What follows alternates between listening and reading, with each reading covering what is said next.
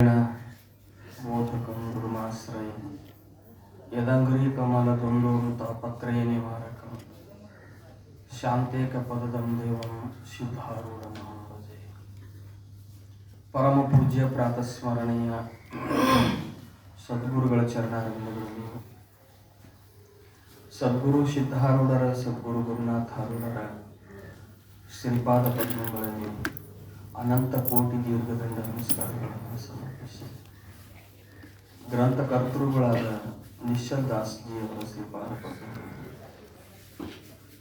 ಹಾಗೂ ಬ್ರಹ್ಮಲೀನ ಸದ್ಗುರು ಶಿವಪುತ್ರ ಪಜ್ಜನವರ ಶ್ರೀಪಾದ ಪದ್ಮಗಳಲ್ಲಿ ಅನಂತ ಕೋಟಿ ನಮಸ್ಕಾರಗಳನ್ನು ಸಮರ್ಪಿಸಿ ಈ ವರ್ಷದ ಸಾಧನ ಶಿಬಿರದಲ್ಲಿ ತಮ್ಮೆಲ್ಲರಿಗೂ ಉಪದೇಶಾಮೃತವನ್ನು ಉಣಬಡಿಸಲಿಕ್ಕೆ ಆಗಮಿಸಿದಂಥ ಶ್ರೋತ್ರಿಯ ಬ್ರಹ್ಮನಿಷ್ಠ ಸದ್ಗುರು ಸಹಜಾನಂದಪ್ಪಂಗಳ ಶ್ರೀಪಾದ ಪದ್ಮಗಳಲ್ಲಿ, ಶ್ರೋತ್ರಿಯ ಬ್ರಹ್ಮನಿಷ್ಠ ಸದ್ಗುರು ದಯಾನಂದಪ್ಪಂಗಳವರ ಶ್ರೀಪಾದ ಪದ್ಮಗಳಲ್ಲಿ ಹಾಗೂ ಶ್ರೋತ್ರಿಯ ಬ್ರಹ್ಮನಿಷ್ಠ ಸದ್ಗುರು ಸೋಮೇಶ್ವರಾನಂದ ಸ್ವಾಮೀಜಿಯವರ ಶ್ರೀಪಾದ ಪದ್ಮಗಳಲ್ಲಿ ಅನಂತ ಕೋಟಿ ನಮಸ್ಕಾರಗಳನ್ನು ಸಮರ್ಪಿಸಿ ಎಲ್ಲ ಸಾಧಕ ವರ್ಗಕ್ಕೂ ಸಾಧಕಿಯರ ವರ್ಗಕ್ಕೂ ಪೂಜ್ಯರಿಗೂ ಎಲ್ಲರಿಗೂ ವಂದನೆಗಳನ್ನು ನಮಸ್ಕಾರಗಳನ್ನು ಹೇಳಿ ಶ್ರವಣಾಪೇಕ್ಷಿಗಳಾದ ತಮ್ಮ ಹೃದಯಧಾಮದಲ್ಲಿ ಬೆಳಗುವ ಪರಾತ್ಪರ ಶಿವನಿಗೆ ವಂದಿಸಿ ಶಿವಸ್ವರೂಪಿಗಳೇ ನಿಮ್ಮೆಲ್ಲರಿಗೂ ಧನ್ಯವಾದಗಳನ್ನು ಹೇಳ್ತಾ ಇವತ್ತಿನ ಸೇವೆಯಲ್ಲಿ ಬಾಯಿಗೆ ಸೋಮೇಶ್ವರಾನಂದ ಸ್ವಾಮೀಜಿಯವರು ಗುರು ಪೂರ್ಣಿಮದ ನಿಮಿತ್ತವಾಗಿ ಅವರು ತಮ್ಮ ಒಂದು ಕಾರ್ಯಕ್ರಮಕ್ಕೆ ಹೋಗಿದ್ದಾರೆ. ಅದಕ್ಕೆ ಸಹಜಾನಂದಪ್ಪಗಳು ಇವತ್ತು ಒಂದು 2 ಪೀರಿಯಡ್ ಮುಂಜಾನೆ ಅಂತ ಅಂದರು, ವಿಚಾರಸಾಗರನ ನಡೆಸಿರ್ಬೇಕಾರ ಅಂತ ಅವರು ಒಬ್ಬರು ಶಿಷ್ಯ ಹೇಳಿದ್ರು, 26ನೇ ಟಿಪ್ಪಣಿ ಬಿಡು ಅಂತಲ್ಲ ಅಲ್ಲಿಂದ ನಡೆಸ್ರಿ ಅಂತ ಹೇಳಿದ್ರು.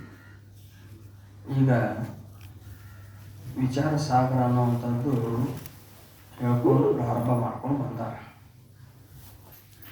ಮಂಗಳಾಚರಣೆ ಮಾಡಿದರು. ಪ್ರಥಮ ತರಂಗದೊಳಗೆ ಅನುಬಂಧ ಚತುಷ್ಟಯಿಗಳ ಸಾಮಾನ್ಯ ವರ್ಣನ ಅದನ್ನ ಹೇಳಕತ್ತಾರೆ.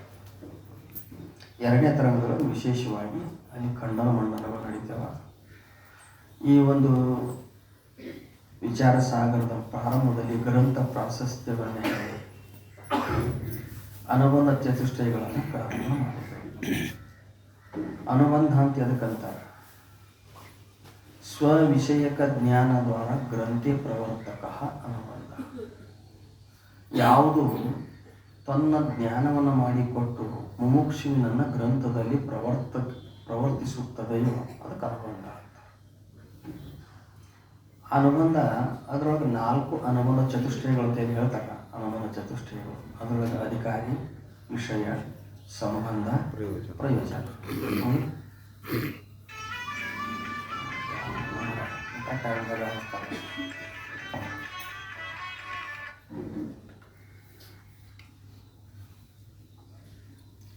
ಅದರೊಳಗೆ ಅನುಬಂಧ ಚತುಷ್ಟಯದೊಳಗೆ ಅಧಿಕಾರಿ ವರ್ಣನ ನಡೆದ.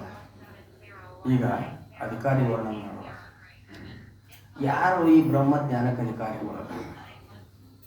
ಎಲ್ಲದಕ್ಕೂ ಒಬ್ಬೊಬ್ಬರು ಒಂದೊಂದು ಯಾವುದೇ ಒಂದು ಕೆಲಸಕ್ಕೆ ನೋಡ್ರಿ, ನೀವು ವ್ಯಾವಹಾರಿಕವಾಗಿ ತಗೊಳ್ರಿ, ಆಧ್ಯಾತ್ಮಿಕದಲ್ಲಿ ತಗೊಳ್ರಿ, ವೈದಿಕ ಕರ್ಮದಲ್ಲಿ ತಗೊಳ್ರಿ, ಎಲ್ಲದಕ್ಕೂ ಅಧಿಕಾರಿ ಬೇಕಾಗ್ತದೆ. ಆಯಾ ಮಟ್ಟದಲ್ಲಿ ಅಧಿಕಾರಿಗಳು ಬೇಕಾಗ್ತದೆ. ಬರೀ ಬ್ರಹ್ಮಜ್ಞಾನಕ್ಕೆ ಅಧಿಕಾರಿಗಳು ಯಾರು?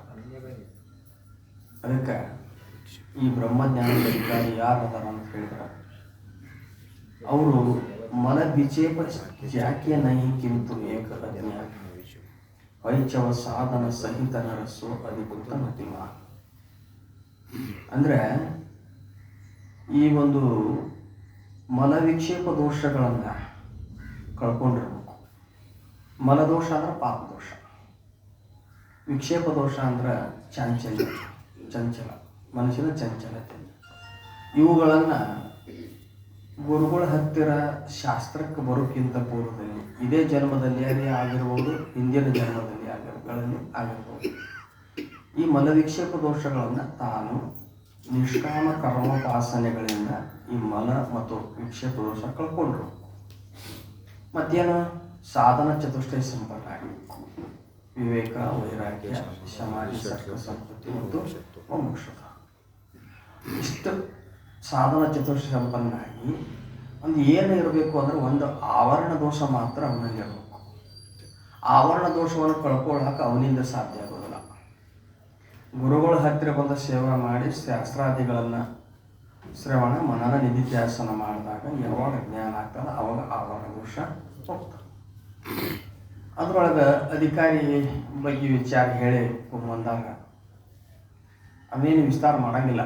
ಯಾಕೆ ಹೇಳ್ಕೊಂಬಂದಿದ್ದು ವಿಷಯ ಇದಾವೆ. ಹಂಗೆ ಸುಮ್ಮನೆ ಶಿವಲೋಕನ ಹೇಳ್ಬೇಕಲ್ಲ.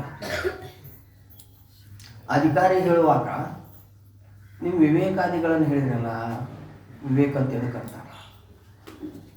ವಿವೇಕ ಅವಿನಾಶಿ ಆತ್ಮ ಅಚಲ ಜಗತಾತೈ ಪ್ರತಿಕೂಲ ಐಸೋ ಜ್ಞಾನ ವಿವೇಕ ಸಬಸಾಧನ ಕೋಮೂಲ.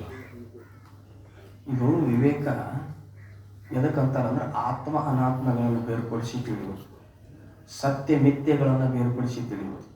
ಅಂದರೆ ಬೇರ್ಪಡಿಸಿ ತಿಳಿಯುವುದು ಹಂಗೆ ಹಾಲು ನೀರು ಏಕ ಒಂದೇ ಆದಾಗ ಹಂಸ ಪಕ್ಷಿ ಅದನ್ನು ಬೇರ್ಪಡಿಸ್ತಾರೆ.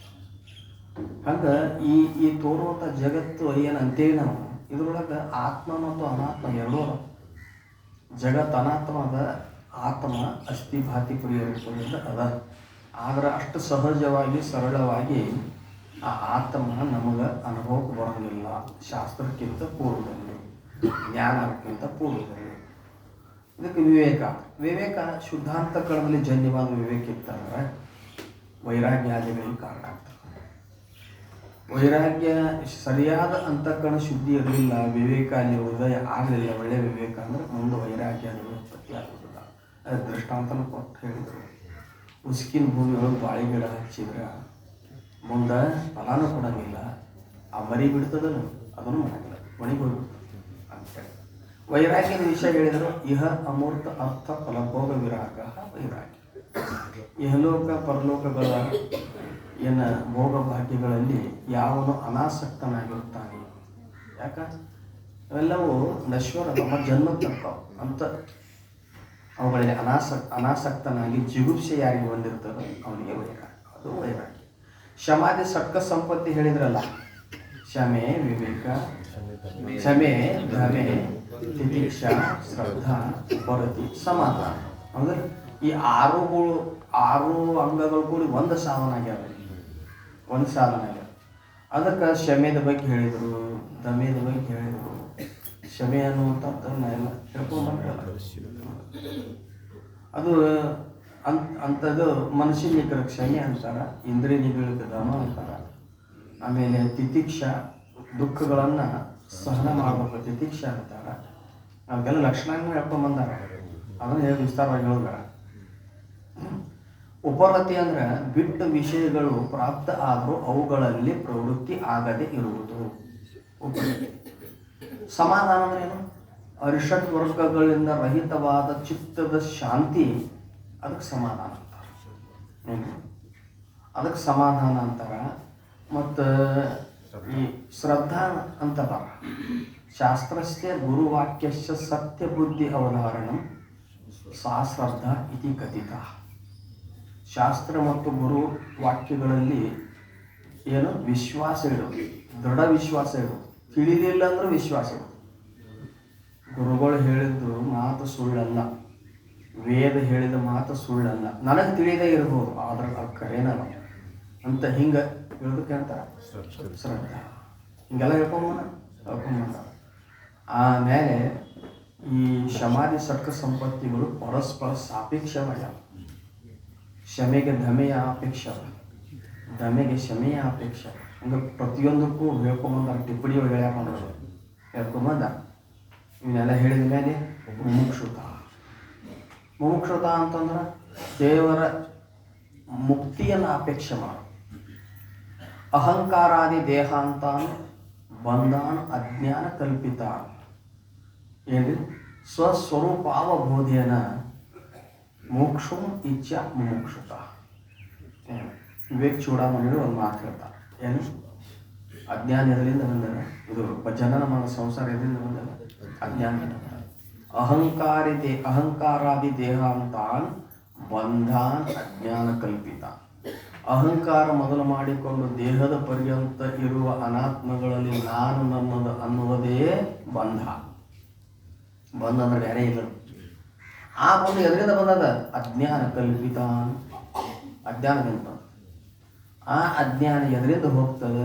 ಸ್ವಸ್ವರೂಪ ಅವಬೋಧೇನ, ಸ್ವರೂಪ ಜ್ಞಾನದಿಂದ ಹೋಗ್ತದೆ, ಕರ್ಮೋಪಾಸನೆಗಳಿಂದ ಹೋಗುವುದಿಲ್ಲ ಅಂತ ತಿಳ್ಕೊಂಡು ಯಾವನು ಪರಮ ಸುಜ್ಞಾನಾರ್ಥಿ ಎಂದೆನಿಸಿ ಭಕ್ತಿಗಳು ಸದ್ಗುರುಗಳನ್ನು ಆಶ್ರಯಿಸಿ ನಂಬಿಕೆಗೂಡಿ ಪರಿಚರ್ಯಗಳನ್ನು ಅಲಸದೆ ಮಾಳ್ಪ ಸಚ್ಚರಿತನೆ ವರ ಮುಮುಕ್ಷು ಎನಿಸುವನು. ಪರಮಾತ್ಮ ಅದಕ್ಕೆ ಇದಕ್ಕೆ ಮುಮುಕ್ಷುತ ಅಂತ ಹೇಳಿ ಇಷ್ಟೆಲ್ಲ ಹೇಳ್ಕೊಂಬಂದಾರ. ಹೇಳ್ಕೊಂಬಂದ್ಮೇಲೆ ಈಗ ಅಂತರಂಗ ಸಾಧನ ಮತ್ತು ಬಹಿರಂಗ ಸಾಧನ, ಅದು ಜ್ಞಾನಕ್ಕೆ ಅಂತರಂಗ ಸಾಧನಗಳು ಯಾವುವು, ಬಹಿರಂಗ ಸಾಧನ ಅದರ ಮೇಲೆ ವಿಚಾರ ಮಾಡ್ತಾರೆ. ಅದಕ್ಕೆ ಇಲ್ಲಿ ಒಂದು ಹೇಳ್ತಾರೆ ಏನಂತ? ಅಂತರಂಗ ಮತ್ತು ಬಹಿರಂಗ ಸಾಧನ. ಅಂತರಂಗ ಏ ಆಟ ಹೈ ಯಜ್ಞಾಧಿಕ ಅಂತರಂಗ ಮತ್ತು ಬಹಿರಂಗ ಸಾಧನವನ್ನು ಹೇಳಿದರು. ಈ ಅಂತರಂಗ ಮತ್ತು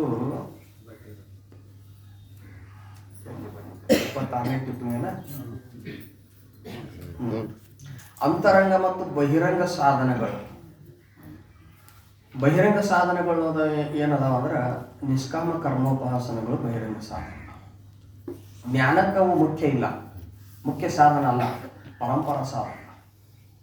ಅವು ಪರಂಪರ ಸಾಧನ ಇರೋದ್ರಿಂದ ಬಹಿರಂಗ ಸಾಧನ ಅಂತಾರೆ. ಕರ್ಮೋಪಾಸನೆಗಳನ್ನು ಮಲವಿಕ್ಷೇಪ ದೋಷ ಕಳ್ಕೊಳ್ಳಾಕ ಈ ಶಾಸ್ತ್ರಕ್ಕೆ ಬರೋಕ್ಕಿಂತ ಪೂರ್ವದಲ್ಲಿ ಅವುಗಳನ್ನು ಏನೋ ಕರ್ತವ್ಯ ರೂಪದಿಂದ ಅನುಷ್ಠಾನ ಮಾಡಲೇಬೇಕು. ನಿಷ್ಕಾಮವಾಗಿ ಅನುಷ್ಠಾನ ಮಾಡಬೇಕು. ಅವು ಏನು ಮಾಡ್ತಾವ್ರಿ? ಅಂತಃಕರಣವನ್ನು ಶುದ್ಧಿ ಮಾಡ್ತಾವೆ. ಮುನ್ನವೇ ಭಕ್ತಿ ಕ್ರಿಯೆಯಿಂದ ನೆರೆ ಪರಿಶುದ್ಧವಾದ ಬುದ್ಧಿಯನ್ನುಳ್ಳ ಸಮುನ್ನತ ಸದ್ಗುಣ ಗಣ ಸಂಪನ್ನರಿಗೆ ನಿಜ ಸ್ವರೂಪ ಇದರೊಳ ಸಾಧ್ಯ. ಮುನ್ನವೇ ಭಕ್ತಿ ಕ್ರಿಯೆ, ಮುನ್ನವೇ ಅಂದರೆ ಗುರುಗಳ ಹತ್ತಿರ ಬರೋಕ್ಕಿಂತ ಪೂರ್ವದಲ್ಲಿ, ವೇದಾಂತವನ್ನು ಪ್ರತಿಪಾದನೆ ಮಾಡುವಂಥ ಗುರುಗಳ ಹತ್ತಿರ ಬರೋಕ್ಕಿಂತ ಪೂರ್ವದಲ್ಲಿ ಏನು ಮಾಡ್ಕೊಂಡಿರ್ಬೇಕು? ಭಕ್ತಿ ಕ್ರಿಯೆಯಿಂದ. ಭಕ್ತಿ ಅಂದರೆ ಉಪಾಸನ ಕಾಂಡ, ಕ್ರಿಯೆ ಅಂದರೆ ಕರ್ಮಕಾಂಡ. ಕರ್ಮಕಾಂಡ ಅಂದ್ರೆ ವೇದದಲ್ಲಿ ಹೇಳಿರುವಂಥ ವಿಹಿತ ಕರ್ಮಗಳದಾವಲ್ಲ, ಪುಣ್ಯಕರ್ಮಗಳು, ಅವನ್ನ ನಿಷ್ಕಾಮವಾಗಿ ಮಾಡೋದು. ಅವುಗಳದ್ದು ಏನಾಗ್ತದೆ? ಕರ್ಮದಿಂದ ಏನಾಗ್ತತಿ? ಕರ್ಮಾನುಷ್ಠಾನ ಮಾಡೋದು, ನಿಷ್ಕಾಮವಾಗಿ ಕರ್ಮಾನುಷ್ಠಾನ ಮಾಡೋದ್ರಿಂದ ಏನಾಗ್ತತಿ? ಚಿತ್ತಸ್ಯ ಶುದ್ಧಯೇ ಕರ್ಮ ನತು ವಸ್ತು ಉಪಲಬ್ಧಯೇ. ವಸ್ತು ಉಪಲಬ್ಧ ಕರ್ಮದಿಂದ ಆಗೋದಿಲ್ಲ, ಚಿತ್ತದ ಶುದ್ಧಿ ಆಗ್ತದೆ. ಚಿತ್ತಶುದ್ಧಿ ಆಗಲಿಲ್ಲ ಅಂದ್ರೆ ಜ್ಞಾನ ಆಗೋದಿಲ್ಲ. ಅಂತಃಕರಣ ಪರಿಶುದ್ಧ ಆಗಲಿಲ್ಲ ಅಂದ್ರೆ, ಯಾಕೆ? ಅಂತಃಕರಣ ಜ್ಞಾನಕ್ಕೆ ಉಪಾದಾನ ಕಾರಣ. ಇದು ಪರಿಶುದ್ಧ ಆಗ್ಬೇಕು. ಹೊಲ ಸರಿಯಾಗಿ ಹಸನ ಮಾಡಿದ ಮೇಲೆ ಬೀಜ ಬೇಕು. ಕರ್ಕಿ ಹೊಲದಾಗ ಹೋಗಿ ಹೊಲಸುವ ಇನ್ನು ಹುಟ್ಟರ ಪರ ಹೋಗಿ ಬೀಜ ಹಾಕಿದ್ರೆ ಬೆಳೆ ಬರ್ತದಲ್ರಿ, ಮಾಡಲಿಲ್ಲ ಅದು ಸ್ವಚ್ಛಗೊಳಿಸ್ಕೊ. ಕರ್ಮ. ಉಪಾಸನ ಐತೇನೈತಲ್ಲ, ಉಪಾಸನ ಅಂದ್ರೆ ಧ್ಯಾನ ಮೊದಲ ಅಹಂಗ್ರ ಉಪಾಸನ, ಆಮೇಲೆ ಧ್ಯೇಯಾನುಸಾರ ಉಪಾಸನ, ಆಮೇಲೆ ಪ್ರತೀಕ ಉಪಾಸನ, ಮುಂದೆ 5ನೇ ತರಂಗದಾಗ ಹೇಳ್ತಾರಲ್ಲ ಆಮೇಲೆ ಉಪಾಸನ. ಈ ಉಪಾಸನೆಗಳನ್ನು ಮಾಡಿದ್ರೆ ಏನಾಗತ್ತಿ? ಚಾಂಚಲ್ಯ ದೋಷ ನಿವಾರಣೆ ಆಗ್ತದೆ. ಅದಕ್ಕೆ ಈ ಒಂದು ಕರ್ಮ ಉಪಾಸನೆಗಳು ಬಹಿರಂಗ ಸಾಧನಗಳ ಅವನು ನಿಷ್ಕಾಮವಾಗಿ ಮಾಡಿದ್ರೆ ಅಂತಃಕರಣ ಏನಾಗ್ತದೆ? ಪರಿಶುದ್ಧ ಆಗ್ತದೆ. ಯಾವಾಗ ಅಂತಃಕರಣ ಪರಿಶುದ್ಧ ಆಯಿತು, ಅದರಲ್ಲಿ ವಿವೇಕಾದಿಗಳು ಉತ್ಪತ್ತಿ ಆಗ್ತವೆ. ಅಂತಃಕರಣ ಪರಿಶುದ್ಧ ಆಗದ ಹೊರತು ವಿವೇಕ ವೈರಾಗ್ಯಾದಿಗಳು ಉತ್ಪತ್ತಿ ಆಗಂಗಿಲ್ಲ. ಒಂದು ವೇಳೆ ವಿವೇಕ ಉದಯ ಆಗೈತ್ರಿ, ಅಂತಃಕರಣ ಪರಿಶುದ್ಧ ಆಗಿಲ್ಲ. ಒಬ್ಬೊಬ್ಬರಿಗೆ ವಿವೇಕ ಆಗಿರ್ತವೆ. ಹೆಂಗೆ ವಿವೇಕ ಉದಯ ಆಗಿರ್ತಂದ್ರೆ ಅವ ಇನ್ನೂ ಮೊದಲು ಕರ್ಮೋಪಾಸನೆಗಳನ್ನು ಮಾಡೇ ಇಲ್ಲ, ಸರಿಯಾಗಿ ಮಾಡಿಲ್ಲ.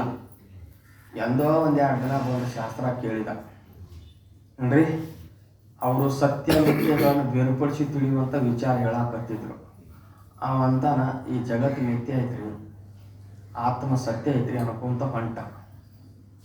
ಅವನಿಗೆ ವಿಜಿಗೀಸು ಪಂಡಿತ ಅಂತ. ವಿಜಿಗೀಸು ಪಂಡಿತ ಹೌದಲ್ಲ. ಆ ವಿಜಿಗೀಷು ಪಂಡಿತನ ಲಕ್ಷಣ ಹೇಳುವಾಗನ ಅದು ಉಸುಕಿನ ನೆಲದಾಗ ನೀರಿಲ್ಲದ ಜಾಗದಾಗ ಬಾಳೆ ಗಿಡ ಹಚ್ಚುದು ದೃಷ್ಟಾಂತ ಕೊಟ್ಟರು. ಆ ವಿಜಿಗೀಷು ಪಂಡಿತನಿಗೆ ವೈರಾಗ್ಯ ಅದು ಉತ್ಪತ್ತಿ ಆಗಂಗಿಲ್ಲ. ಅದಕ್ಕೆ ಇವೆಲ್ಲ ಏನಾಗ್ತೈತಿ, ಪಕ್ಕ ಅಂತಃಕರಣ ಪರಿಶುದ್ಧ ಆದ್ರೆ ವಿವೇಕಾದಿಗಳು ಉತ್ಪತ್ತಿ ಆಗ್ತವೆ. ವಿವೇಕಾದಿಗಳು ಉತ್ಪತ್ತಿ ಆದವು, ಹೌದಲ್ಲ. ಈ ವಿವೇಕಾದಿಗಳು 8 ಅದಾವ.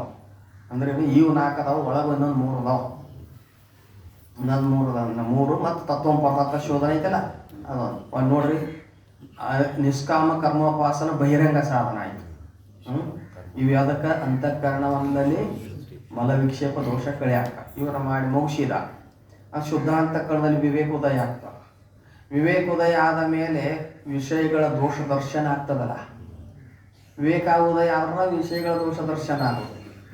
ಆ ವಿಷಯಗಳ ದೋಷ ದರ್ಶನ ಆತಂದ್ರೆ ಅದರಿಂದ ವೈರಾಗ್ಯ ಉತ್ಪತ್ತಿ ಆಗ್ತದೆ.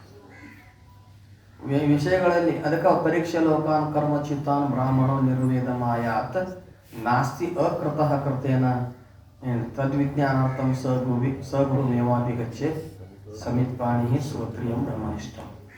ವೈರಾಗ್ಯವುಳ್ಳ ಮನುಷ್ಯ ವಿವೇಕ ಉದಯ ಆದಮೇಲೆ ವೈರಾಗ್ಯ ಉದಯ ಆಗ್ತದಲ್ಲ. ವೈರಾಗ್ಯ ಉದಯ ಆದ ಮನುಷ್ಯ ಹೆಂಗಿರ್ತಾನವ, ಅವ ಹೆಂಗೆ ವೈರಾಗ್ಯ ಬಂದಿರ್ತಾನ. ಪರೀಕ್ಷೆ ಲೋಕಾನ್ ಕರ್ಮ ಚಿತ್ತಾನ್ ಬ್ರಾಹ್ಮಣ ಅಂದ್ರೆ ಅಧಿಕಾರಿಗಳು. ಇವರ ವೈರಾಗ್ಯಾದಿ ಲಕ್ಷಣವುಳ್ಳ ಅಧಿಕಾರಿ. ಅವ ಈ ಲೋಕದ ಸುಖ ಆಗಲಿ ಪರಲೋಕದ ಸುಖ ಆಗಲಿ ಇವು ಏನು ಫಲ ಸಿಗ್ತೈತಲ್ಲ, ಇವು ಕರ್ಮಜನಿತ ಲೋಕಗಳದಾವ. ಇದರಲ್ಲಿ ಸಿಗುವಂಥ ಫಲಗಳು ಕರ್ಮಜನಿತ ಅದಾವ, ಹೌದಲ್ರಿ. ಈ ಲೋಕದಾಗ ನಮ್ಗೆ ಸುಖ ಸಿಗಬೇಕಾಗಿತ್ತು, ಶ್ರೀಮಂತಿಕೆ ಏನು ಇಲ್ಲ, ಆರೋಗ್ಯ, ಮನುಷ್ಯ ಶರೀರ ಇವೆಲ್ಲ ಬಂದು ಸುಖ ಅನುಭವಿಸ್ಬೇಕಾಗಿತ್ತಂದ್ರೆ ಇದು ಪುಣ್ಯ ಕರ್ಮದ ಫಲ. ಸ್ವರ್ಗಲೋಕ ಸಿಗ್ಬೇಕಾಗಿತ್ತಂದ್ರೆ ಅದು ಕರ್ಮದ ಫಲ. ತೇತಂ ಭುಕ್ತ ಸ್ವರ್ಗ ಲೋಕಂ ವಿಶಾಲಂ, ಹೌದಲ್ಲ. ಮುಂದೆ ಕ್ಷೇಣೆ ಪುಣ್ಯ ಮತ್ತೆ ಲೋಕಂ ವಿಷಂ ಅಂತ ಹೇಳ್ತಾರೆ. ಹಂಗಾದ್ರೆ ಅಲ್ಲಿ ಆದರೂ ಕೂಡ ಅದು ಕರ್ಮದ ಫಲ. ಹಂಗಾರೆ ಕರ್ಮದ ಫಲ ಇಹಲೋಕಕ್ಕೆ ಪರಲೋಕಕ್ಕೆ ಗಮನ ಮಾಡಕ್ಕಸ್ತದ. ಕರ್ಮ ಇಹಲೋಕಕ್ಕೂ ಪರಲೋಕಕ್ಕೆ ಗಮನ ಮಾಡಕ್ಕಸ್ತದ. ಇದರಿಂದ ಮುಕ್ತಿ ಇಲ್ಲ, ಕರ್ಮದಿಂದ ಮುಕ್ತಿ ಇಲ್ಲ. ಮತ್ತು ಅದರಿಂದ ನಾಸ್ತಿ ಅಕೃತಃ ಕೃತೇನ. ಅಕೃತ ಅಂದ್ರೆ ಮೋಕ್ಷ. ಅಕೃತ ಅಂದ್ರೆ ಮೋಕ್ಷ ಅಂದ್ರೆ ಯಾವುದರಲ್ಲಿ ಕರ್ಮ ಇಲ್ಲ ಅದೇ ಮೋಕ್ಷದ ಸ್ವರೂಪ. ಮೋಕ್ಷದ ಸ್ವರೂಪದಲ್ಲಿ ಕರ್ಮ ಇಲ್ಲ, ಕ್ರಿಯೆ ಇಲ್ಲ, ಅದರ ಸ್ಥಿತಿಯಾಗಿ ಉಳಿಯುವುದೇನೇ ಮೋಕ್ಷ ಅಂತ. ಆ ಮೋಕ್ಷ ಕರ್ಮದಿಂದ ಆಗುವುದಿಲ್ಲ, ಜ್ಞಾನದಿಂದ ಆಗ್ತದೆ. ಸ್ವರೂಪದ ಜ್ಞಾನದಿಂದ ಆಗ್ತದೆ, ಅಭೇದ ದರ್ಶನದ ಜ್ಞಾನದಿಂದ ಆಗ್ತದೆ. ಆ ಜ್ಞಾನ ಯಾರಿಂದ ಆಗ್ತದೆ? ತದ್ವಿಜ್ಞಾನಾರ್ಥಂ, ಆತ್ಮ ಸ್ವರೂಪ ಅಂತ ತಿಳ್ಕೊಳ್ಳೋ ಸಲುವಾಗಿ ಸಗುರು ಮೇವಾದಿ ಮುಚ್ಚೆ. ಹಂಗಾರೆ ಆ ಗುರು ಹೇಗಿರ್ಬೇಕು? ಶ್ರೋತ್ರಿಯ ಬ್ರಹ್ಮನಿಷ್ಠ. ಹಿಂಗೆ ವೈರಾಗ್ಯ ಪುರುಷನಿಗೆ ಈ ಅನುಭವ ಆಗಿರ್ತಾವ. ಏನು ವೈರಾಗ್ಯ, ವಿವೇಕ ವೈರಾಗ್ಯಾದಿಗಳು ಉತ್ಪತ್ತಿ ಆದಮೇಲೆ ಇನ್ನು ನಾವು ಅಂತರಂಗ ಸಾಧನೆ ಹೇಳಕತ್ತಾರ. ವಿವೇಕ ಆಯ್ತು, ವೈರಾಗ್ಯ ಆಯ್ತು, ಆಮೇಲೆ ಶಮಾಧಿ ಸತ್ಕ ಸಂಪತ್ತಿ ಒಂದು ಅಂಗ, ಮುಮುಕ್ಷುತ ಇವು 4. ಆಮೇಲೆ ಶ್ರವಣ ಮನನ ನಿಧಿಧ್ಯಾಸನ 7. ತತ್ವ ಪದಾರ್ಥ ಶೋಧನ. ತತ್ವ ಪದಾರ್ಥ ಶೋಧನ ಅಂತ 8 ಅಂತರಂಗ ಸಾಧನ. ಅದ್ರಾಗ ಮತ್ತೆ ಬಹಿರು ಅಂತರ ಅಂತ ಮಾಡ್ತಾರಲ್ಲ, ಏನು ಅದನ್ನ ಇಲ್ಲಿ ಮುಂದೆ ಹೇಳ್ತಾರ ನೋಡ್ರಿ. ಇದ್ರಾಗ 1 ನಂಬರ್ ಅಂತ ಐತಿ ನೋಡ್ರಿ. ಅದು ಏನ್ರಿ 26ನೇ ಟಿಪ್ಪಣಿಗಿಂತ ಮೇಲೆ 1 ನಂಬರ್ ಒಂದು ಐತಲ್ಲ, ಅದನ್ನ ಹೇಳ್ತಾರ. ಶ್ರವಣದಲ್ಲಿ ಅಥವಾ ಜ್ಞಾನದಲ್ಲಿ ಅಶಿಕ್ತ, ಶ್ರವಣದಲ್ಲಿ ಅಥವಾ ಜ್ಞಾನದಲ್ಲಿ ಯಾವುದರ ಪ್ರತ್ಯಕ್ಷ ಫಲವಿರುವುದು ಆ ಸಾಧನಗಳಿಗೆ ಅಂತರಂಗ ಸಾಧನವೆಂದು ಹೇಳುತ್ತಾರೆ. ಅಂದ್ರೆ ಅಂತರಂಗ ಸಾಧನ ಅಂತೀರಲ್ಲಿ ನೀವು ಎದಕ್ಕೆ ಅನ್ಬೇಕು ಅಂತ ಹೇಳ್ತಾರೆ. ಶ್ರವಣದಲ್ಲಿ ಅಥವಾ ಜ್ಞಾನದಲ್ಲಿ 2 ತಗೊಂಡ್ರು. ಶ್ರವಣದಲ್ಲಿ ಮತ್ತು ಅಥವಾ ಜ್ಞಾನ. ಶ್ರವಣದಲ್ಲಿ ಏನು? ಶ್ರವಣದಲ್ಲಿ ಮತ್ತು ಜ್ಞಾನದಲ್ಲಿ ಯಾವುದರ ಪ್ರತ್ಯಕ್ಷ ಫಲವಿರುವುದು ಏನ್ರಿ? ಅಂದ್ರೆ ಯಾವುದು ಇದ್ರೆ ಶ್ರವಣ ಘಟಿಸುತ್ತದೆಯೋ ಅಥವಾ ಯಾವುದು ಇದ್ರೆ ಜ್ಞಾನವಾಗುತ್ತದೆಯೋ ಅದೇ ಅದಕ್ಕೆ ಅಂತರಂಗ ಸಾಧನ. ಅದಕ್ಕೆ ಅಂತರಂಗ ಸಾಧನ ಆಗಬೇಕು. ಶ್ರವಣದಲ್ಲಿ ಪ್ರತ್ಯಕ್ಷ ಫಲ ಯಾವುದು? ಶ್ರವಣದಲ್ಲಿ ಅಂದ್ರೆ ಶ್ರವಣ ಘಟಿಸಬೇಕಾಗಿತ್ತಂದ್ರೆ ಯಾವುದು ಅವಶ್ಯವಿರುತ್ತದಲ್ಲ ಅದು ಅಂತರಂಗ ಸಾಧನವೇ. ಯಾವುದು? ವಿವೇಕಾದಿಗಳು ಏನ್ರಿ? ವಿವೇಕಾದಿ. ಶ್ರವಣದಲ್ಲಿ ಪ್ರತ್ಯಕ್ಷ ಏನಂತಾರೆ ಅವರು? ಶ್ರವಣ ಅಥವಾ ಜ್ಞಾನದಲ್ಲಿ ಯಾವುದರ ಪ್ರತ್ಯಕ್ಷ ಫಲವಿರುವುದು. ಪ್ರತ್ಯಕ್ಷ ಫಲ ಅಂದ್ರೆ ಏನು? ಶ್ರವಣ ಘಟಿಸಬೇಕಾಗಿತ್ತು ಅಂದ್ರೆ ಯಾವುದು ಅವಶ್ಯ ಇರುತ್ತದೆಯೋ ಅದೇ ಅಂತರಂಗ ಸಾಧನ. ಆ ಶ್ರವಣಕ್ಕೆ ಯಾವುದು? ವಿವೇಕ, ವೈರಾಗ್ಯ, ಸಮಾಧಿ, ಸತ್ವ ಸಂಪತ್ತಿ, ಮುಮುಕ್ಷತ್ವ. ಹೌದಲ್ಲ? ಇವನ್ ಹಾಕಿದ್ರ ಏನಕತಿ? ಶ್ರವಣ ಘಟಿಸ್ತದ. ಇನ್ನು ಜ್ಞಾನದಲ್ಲಿ ಅಂದ್ರಲ್ಲ, ಜ್ಞಾನದಲ್ಲಿ ಯಾವ್ದು ಅವಶ್ಯದ? ಜ್ಞಾನದಲ್ಲಿ ಯಾವ್ದು ಅವಶ್ಯದ ಅಂದ್ರೆ ಶ್ರವಣ, ಮನನ, ನಿಧಿಧ್ಯಾಸನ ಮತ್ತು ತತ್ವ ಪದಾರ್ಥ ಶೋಧನ. ಹೌದಲ್ಲ? ಅದಕ್ಕೆ ಈ ರೀತಿಯಾಗಿ ಇವು 8 ಅಂತರಂಗ ಸಾಧನೆ ಹೇಳುವಾಗ ಈ ಶ್ರವಣ, ಮನನ, ನಿಧಿಧ್ಯಾಸನದ ಅಪೇಕ್ಷೆಯಿಂದ ವಿವೇಕಾದಿಗಳು ಬಹಿರಂಗದ. ಇವು ಬಹಿರಂಗ ಇವು ಮತ್ತು ಒಳಗವ ಸರ್ಗನೆ ಹೇಳಿರೋರು ಶ್ರವಣಾದಿಗಳನ್ನು ಅಂತರಂಗ. ತತ್ವ ಪದಾರ್ಥ ಶೋಧನೆಗೆ ಶ್ರವಣಾದಿಗಳು ಬಹಿರಂಗದ. ಮತ್ತು ಕೊನೆಯ ಒಳಗೆ ಏನು ಸರ್ದ್ರೆ ಏನ ಅದು ತತ್ವ ಪದಾರ್ಥ ಶೋಧನೆ. ಹೌದಲ್ಲ? ಅಂದ್ರೆ ಬರೀ ತತ್ವ ಪದಾರ್ಥ ಶೋಧನೆಯಿಂದನ ಜ್ಞಾನ ಆಕತ್ತಂತ ಅಂದರೂ ಕೂಡ ಇವು 8 ಬೇಕೇ. ಇವು ಇಲ್ಲಿಲ್ಲ ಅಂದ್ರೆ ಆಗಂಗಿಲ್ಲ. ಅದಕ್ಕೆ ಇಲ್ಲೇನು ಹೇಳ್ತಾರೆ ಅವರು? ಶ್ರವಣದಲ್ಲಿ ಅಥವಾ ಜ್ಞಾನದಲ್ಲಿ ಯಾವುದರ ಪ್ರತ್ಯಕ್ಷ ಫಲವಿರುವುದು ಅಂದ್ರೆ ಶ್ರವಣದಲ್ಲಿ ವಿವೇಕಾದಿಗಳು, ಜ್ಞಾನದಲ್ಲಿ ಶ್ರವಣಾದಿಗಳು. ಅದೇ ವಿವೇಕ ಮೊದಲಾದ 4 ಶ್ರವಣದಲ್ಲಿ ಉಪಯೋಗವಿರುತ್ತವೆ. ವಿವೇಕಾದಿಗಳ 4 ಶ್ರವಣದಲ್ಲಿ ಉಪಯೋಗವಿರುತ್ತದೆ. ಪ್ರಯೋಜನ ಅದಲ್ಲ? ಮೊದಲಾದ 4 ಶ್ರವಣದಲ್ಲಿ ಉಪಯೋಗವಿರುತ್ತದೆ. ನೋಡ್ರಿ, ಶ್ರವಣದಲ್ಲಿ 4 ಉಪಯೋಗದ. ವಿವೇಕ ವೈರಾಗ್ಯಾದಿಗಳು ಇಲ್ಲಿಲ್ಲ ಅಂದ್ರೆ ಅವನಿಗೆ ಶ್ರವಣ ಘಟಿಸುವುದಿಲ್ಲ. ಇಲ್ಲಿ ಬಂದು ಕುಂದಿರ್ತಾರಲ್ರಿ, ಮತ್ತೆ ಕೇಳ್ತಾರಲ್ರಿ. ಅವನೊಬ್ಬ ಆ ಕಡೆ ಸಂಚಾರ ಮಾಡವನ ಬಂದು ಕಿವ್ಯಾಗ ಬಿತ್ತು ಅಂತಂದ್ರ ಏನ್ರಿ? ಈಗ ಅವನಲ್ಲಿ ವಿವೇಕಾದಿಗಳಿಲ್ಲ, ವಿವೇಕ ವೈರಾಗ್ಯಾದಿಗಳಿಲ್ಲ, ಬಂದು ಕೇಳಕತ್ತಾನಲ್ಲ. ಮತ್ತು ಶ್ರವಣ ಅಂದ್ರೆ ಏನು? ಕೇಳೋದಲ್ಲ. ಮತ್ತು ಅವನು ಬಂದು ಕೇಳ್ತಾನೆ. ಮತ್ತು ಶ್ರವಣದಲ್ಲಿ ವಿವೇಕಾದಿಗಳು ಉಪಯೋಗದ ಅದ ಅಂತ ಹೆಂಗೆ ಹೇಳ್ತೀರಿ ನೀವು? ಕೇಳೋದು ಶ್ರವಣ ಅಂತ ಎದಕ್ಕಂತ? ಕೇಳೋದು ಬರೀ ಕೇಳೋದಕ್ಕೆ ಶ್ರವಣ ಅಂತ ಎಲ್ಲ. ನೋಡ್ರಿ, ಗುರುಭಕ್ತಿಯಳು ಅಧ್ಯಾತ್ಮವನ್ನು ತನ್ನ ಅನುಭವಕರ ಗೆನಿಪಂತೆ ನಿರುತವೇನು ಕೇಳುವ ಹೊರಗುಣವರು ಸುಶ್ರವಣವೇನು. ನಿಜವಾದ ಪರಮಾನವರು ಮಾತಾಡ್ತಾರೆ. ಅದನ್ನೇ ಇಲ್ಲಿ ಶ್ರುತಿ ಸಡ್ಲಿಂಗ ಪೂರ್ವಕವಾಗಿ ಯಾವ ವೇದಾಂತ ವಾಕ್ಯಗಳನ್ನು ಗುರುಭಕ್ತಿಯಿಂದ ಅದರ ತಾತ್ಪರ್ಯವನ್ನು ತಿಳಿಯುತ್ತಾನೆಯೋ, ವೇದಾಂತ ವಾಕ್ಯಗಳ ತಾತ್ಪರ್ಯ ತಿಳಿಯೋದಕ್ಕೆ ಶ್ರವಣ ಅಂತಾರ.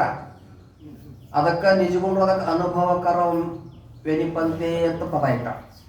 ಅನುಭವಕರ ವೆನಿಪಂತೆ ಅಂದ್ರೆ ತಾತ್ಪರ್ಯ ಗ್ರಹಣ ಮಾಡೋದು.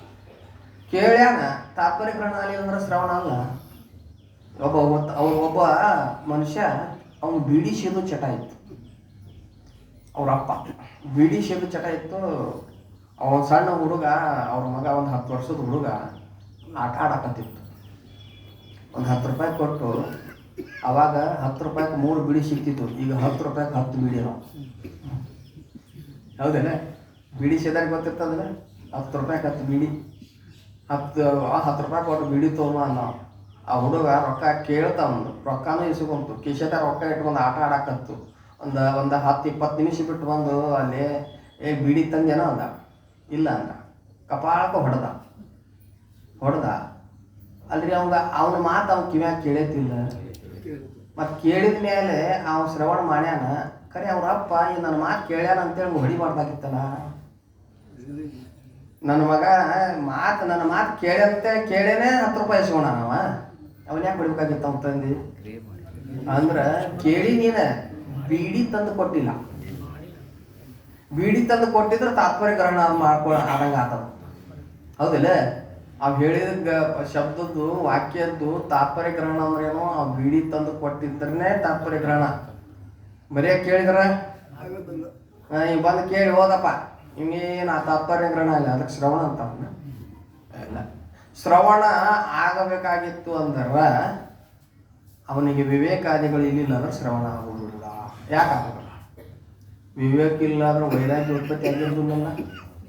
ವೈರಾಗ್ಯ ಉತ್ಪತ್ತಿ ಆಗಲಿಲ್ಲ ಅಂದ್ರೆ ಮನಸ್ಸು ಬಹಿರ್ಮುಖವಾಗಿ ಹೋಗ್ತತೆ, ವಿಷಯದ ಕಡೆಗೆ ಹೋಗ್ತತಿಲ್ಲ. ಅದು ಸುಮ್ಮನೆ ಏಕಾಗ್ರವಾಗಿ ನಿಲ್ತತೆ. ಅದು ವೈರಾಗ್ಯ ಸರಿಯಾಗಿ ವೈರಾಗ್ಯ ಮುಮುಕ್ಷತ್ವ ಸಮಾಧಿಗಳು ಇಲ್ಲಿಲ್ಲ ಅಂದ್ರೆ ಇಲ್ಲದ.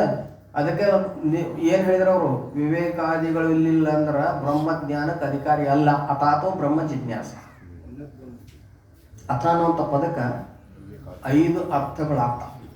ಅದರೊಳಗೆ ಅಥಾತ ಬ್ರಹ್ಮ ಜಿಜ್ಞಾಸ ಆ ಪ್ರಸಂಗದಲ್ಲಿ ನಂತರ ಅಂತ ಅರ್ಥ ಮಾಡಿ. ನಂತರ ಅಂದ್ರೆ ಏನು? ವಿವೇಕಾದಿಗಳು ಸಂಪನ್ನವಾದ ನಂತರ ಬ್ರಹ್ಮ ಜಿಜ್ಞಾಸವನ್ನು ಮಾಡಬೇಕು. ಹಂಗಾರೆ ವಿವೇಕಾದಿಗಳು ಏನದ ಶ್ರವಣದಲ್ಲಿ ಉಪಯೋಗ ಅದಾವ. ಆ ವಿವೇಕಾದಿಗಳು ಇಲ್ಲ ಅಂದ್ರೆ ಶ್ರವಣ ಗಳಿಸೋದಿಲ್ಲ. ವಿವೇಕ ಇಲ್ರಿ ಅವ್ರಿಗೆ, ವೈರಾಗ್ಯ ಇಲ್ಲ, ವೃತ್ತಿ ಅಂತರ್ಮುಖ ಆಗ್ತತೆ.